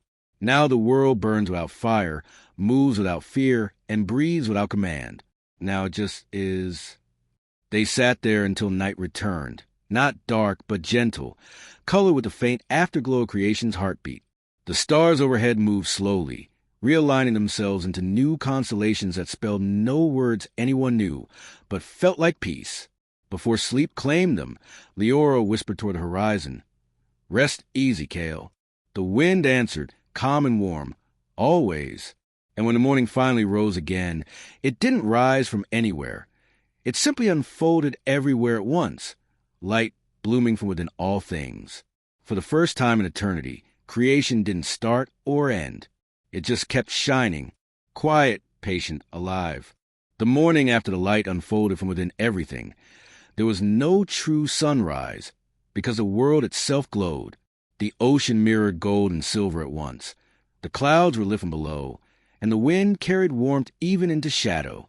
It was as though creation had taken one long, full breath and refused to exhale it. Leora woke to the sound of that breath, the low hum of a world content with itself. Sigrid was already awake, sitting at the water's edge sharpening her shell blade, though the blade no longer dulled, between perched on a driftwood branch, tracing lazy circles of sparks in the air. Leora stretched, smiling. We've reached the part of the story where nothing terrible happens. Sigrid snorted. You say that like it's safe to believe. Between flickered. It feels different. Quieter. Like the world's thinking instead of speaking. They wandered inland, following a path that wasn't there the day before. Flowers grew where they stepped, small and transparent, humming faintly in tune with the sea. After a few hours, they reached a valley where the air itself shimmered, not with heat, but with memory. When they spoke, their words lingered a moment too long, glowing as they faded. This place, Leora whispered, it remembers even what hasn't been said yet. The breath between worlds, murmur between. It's where beginnings go when they're too shy to happen. The valley opened into a plain of glassy soil, and in its center hovered something impossible. A sphere of air and light spinning slowly, visible only by the dust motes orbiting it. Every time it turned, they heard the faintest echo, a sound like the world inhaling. Sigrid touched her chest. It's alive. Leora nodded. It's every silence we ever left unfinished. She stepped closer, and the sphere pulsed brighter. Kale's voice, soft, scattered, like a memory caught in mist, rose around them. Creation never truly ends. It just forgets what shape it was aiming for. Every silence you keep becomes another forge. Between hovered near the sphere, whispering, He's here again. No, Leora said, tears slipping down her cheeks. He's everywhere that listens. The sphere brightened until it filled the valley with gold. Images flickered inside it. Villages laughing, rivers glowing, Solon sleeping beside the singing mountains, the ocean breathing softly. Then Kale's outline appeared within, hammerless, unburdened, smiling. You brought the world to its next breath, he said. Now we'll decide how to exhale. Sigrid clenched her fists. And us. You keep walking, he answered. Every step is a prayer that doesn't need words. The sphere tilted toward them, and a wave of warmth washed over their faces. When it passed, they stood on the far side of the valley. The sphere was gone. In its place stood a single tree of glass, its branches filled with faint wind light. Each leaf shimmered with the faces of people they had met along their way. Those who had listened, those who had learned to build. Between landed gently on one branch. It's breathing. Leora smiled. Then we did it right. Sigrid sighed, wiping her face quickly. If I ever meet him again, I'll tell him he was infuriating. Between laughed. He'll like that. They sat beneath the tree until dusk. Not because they were tired, but because the air itself invited rest. The hum of the world deepened, slow and steady. It wasn't the noise of forging or of wind or of waves. It was the sound of something vast remembering to pause. When night came, it arrived gently, curling around them like a promise. The stars above drifted, aligning into a spiral that resembled the tree at their backs. And from somewhere beyond sight, Kale's voice returned one last time, softer than breath, more certain than eternity. Every silence you tend will bloom. Every breath you share will build. Don't chase endings. Teach them to listen. The wind stirred, lifting grains of sand that glowed faintly before settling again. Leora closed her eyes and felt the rhythm of her pulse merge with the quiet around her. For the first time, she didn't wonder what came next. She only breathed, and the world breathed with her. The next dawn did not rise. It arrived gently, as if summoned by gratitude rather than gravity. There was no line between night and morning anymore. Light simply began to hum beneath the skin of the world. Birds that had never been taught to sing found themselves humming. Rivers carried melodies older than speech. The world, it seemed, had learned Kale's final lesson. Not how to burn, but how to listen while burning. Leora awoke beneath the tree of glass, its luminous leaves trembling softly in a wind that carried no dust, only warmth. The hum beneath her spine felt alive, patient, content, self-aware. Between perched near her ear, watching the leaves shift in rhythm. The trees breathing slower now. The little flame murmured, like it finally found its own heartbeat. Sigurd was already awake, sitting cross-legged in the grass, eyes closed.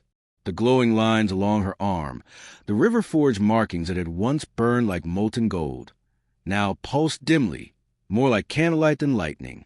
"It's fading," she said. Leora smiled. "Not fading. Settling. Fire doesn't vanish. It just chooses softer shapes." Sigurd opened one eye, half smiling. "You're quoting him again." Maybe he never stopped talking.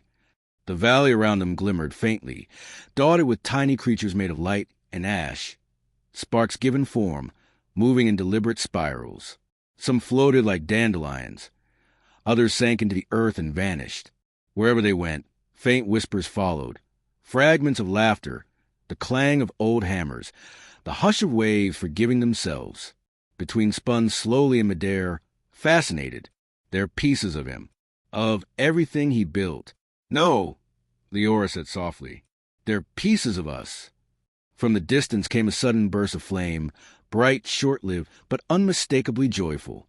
They turned to see a group of villagers gathered around a new forge, its chimney reaching for the sky. But the flame within wasn't orange.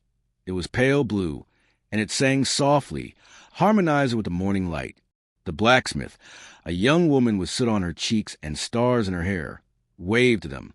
"It doesn't need bellows anymore," she shouted. "It breathes on its own."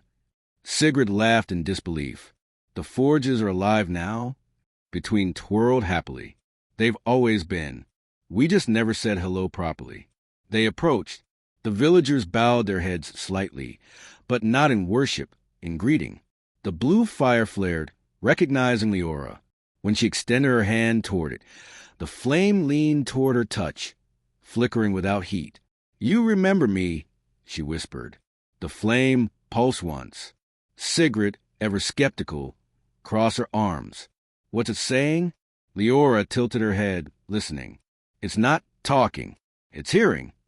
The villager began to hum, an old song about dawn and dust, the kind sung while building walls and mending sails. The fire matched their rhythm, glowing brighter at each verse. It wasn't consuming. It was joining. Between's voice grew hushed. He taught them how to listen to their own warmth. He really did it.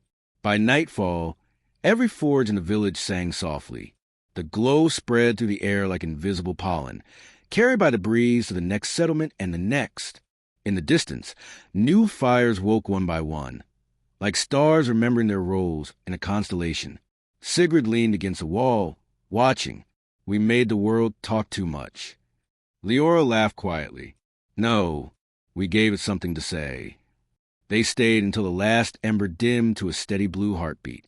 Then, as the villagers drifted home, Leora sat by the main forge, watching the smoke rise in delicate ribbons that didn't darken the sky, but vanished into it, leaving faint trails of gold. Between landed on her palm, quiet. Do you miss him still? She smiled. No, missing means separation. Sigrid approached, arms folded, and now he's a space between heat and silence, between spark and thought. She gestured toward the stars. He's what happens when creation listens back.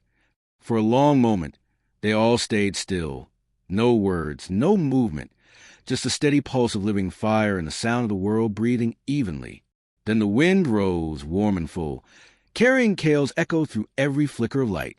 When fire learns to listen, it stops burning and starts belonging. The forges answered in perfect harmony. Between sighed. That's beautiful. Sigrid smirked. That's him showing off. Leora laughed, eyes glistening. Let him. He earned it. They watched as the last glow of the forges merged with the sky, turning twilight into a gentle blur of blue and gold. And for the first time, they realized the world didn't need tending anymore. It had learned to tend itself. And somewhere in that shared silence, between warmth and wind, between memory and motion, Kale's voice drifted softly, still teaching, still smiling. Keep walking. There are still silences waiting to bloom. By the time the next morning arrived, the world had forgotten what distance meant. Every sound seemed to echo forever. Every breeze knew where to go, and every light, whether from fire, sky, or heart, hummed the same slow rhythm. It wasn't chaos. It was communion. Leora woke to that rhythm, not the pulse of her own heartbeat, but something larger, an ancient, patient thrum that lived beneath everything. It wasn't Kale's forge anymore. It was something newer, humbler, a song that no one wrote, but everyone remembered. Sigrid stood on the ridge above her, hair loose in the wind, watching the horizon. It glowed faintly, not with sunrise, but with motion. The light wasn't coming from anywhere. It was being made constantly, endlessly by the world itself. Between floated near her shoulder, shimmering softly. It's singing, the little flame said. The world's actually singing. Leora joined her, eyes wide. The sound wasn't loud. It was more like the steady hum of a forge cooling after long use, the sigh of waves at rest, the low breath between laughter and silence. And yet, if she listened closely, she could hear words in it, or something that felt like words. I am what you made me, said the sound, not through command, but through care. Sigrid crossed her arms, staring out at the glowing expanse. We did this. No, Leora said softly. It did this. We just listened long enough for it to believe in itself. They descended toward the valley, where once there had been villages and forests and rivers.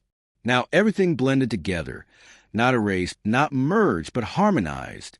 Houses still stood, trees still swayed, rivers still flowed, but each moved with the same quiet rhythm, as if all were part of one great breathing body. Children played near glowing ponds whose surfaces rippled with faint music. When they laughed, the sound made flowers bloom instantly, as if joy had replaced time. Forges burned cool and blue, their flames whispering gentle stories to anyone who passed. Between darted toward a group of children, their shaping light like clay. It said, astonished. Indeed, the children were forming tiny figures out of brightness, each one glowing and dancing before dissolving back into the air. Leora smiled. The world learned creation without cost. Sigrid frowned, though even she couldn't hide the awe in her voice. And what happens when it doesn't need us anymore? Leora looked up at the sky. The stars no longer sat still. They drifted slowly, like embers on a tide. That was never the point, she said. We weren't here to rule it.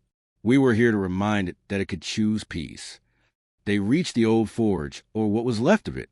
The stone walls had melted into smooth glass, reflecting the sky. In the center, where Cale's hammer had once rested, stood a single flame, small, steady, white at its core, humming quietly to itself. Between hovered over it reverently. He's smaller than I remember. Leora smiled. That's how you know he's free.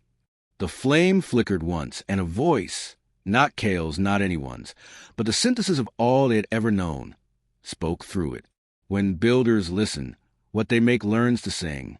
Sigrid knelt, placing her glowing hand near the forge. You're still here, aren't you?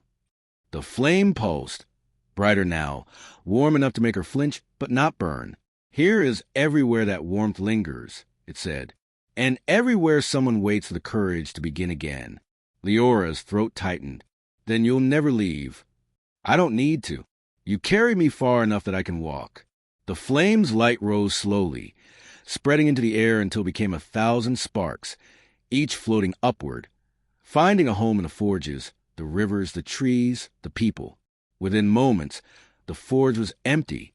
Only its echo remained, a low hum of fulfillment. Between's tiny glow flickered uncertainly. So that's it? Leora shook her head. That's everything. They stood in silence for a long time, watching the sparks vanish into the living world. The air shimmered faintly, not with heat, but with gratitude. Then, as if answering their quiet thoughts, the wind shifted and carried a single whisper across the valley, a sound equal parts laughter, farewell, and promise. Keep walking. Sigrid chuckled softly. He's still giving orders. Leora laughed through her tears. No, he's giving permission. Hover between them, it's light steady. Where we go now? Leora turned toward the horizon, where the sky itself seemed to lean closer, expectant, wherever silence still waits to be heard. They began walking, their shadows long and golden behind them. Around them, the world sang, softly, endlessly, content to build itself. And as they walked, the song followed, not about gods or fire or endings, but about the quiet, patient beauty of things that listen each other into being. A forge hummed, a river laughed, a mountain sighed, a flame blinked and smiled. And somewhere in every sound and every silence, Cale's voice lingered, not above, not below, but within, whispering what had always been true. Creation was never about making. It was about hearing what was waiting to be made. And so the story, like the world it built, didn't end. It simply kept breathing, and kept singing, and kept becoming forever.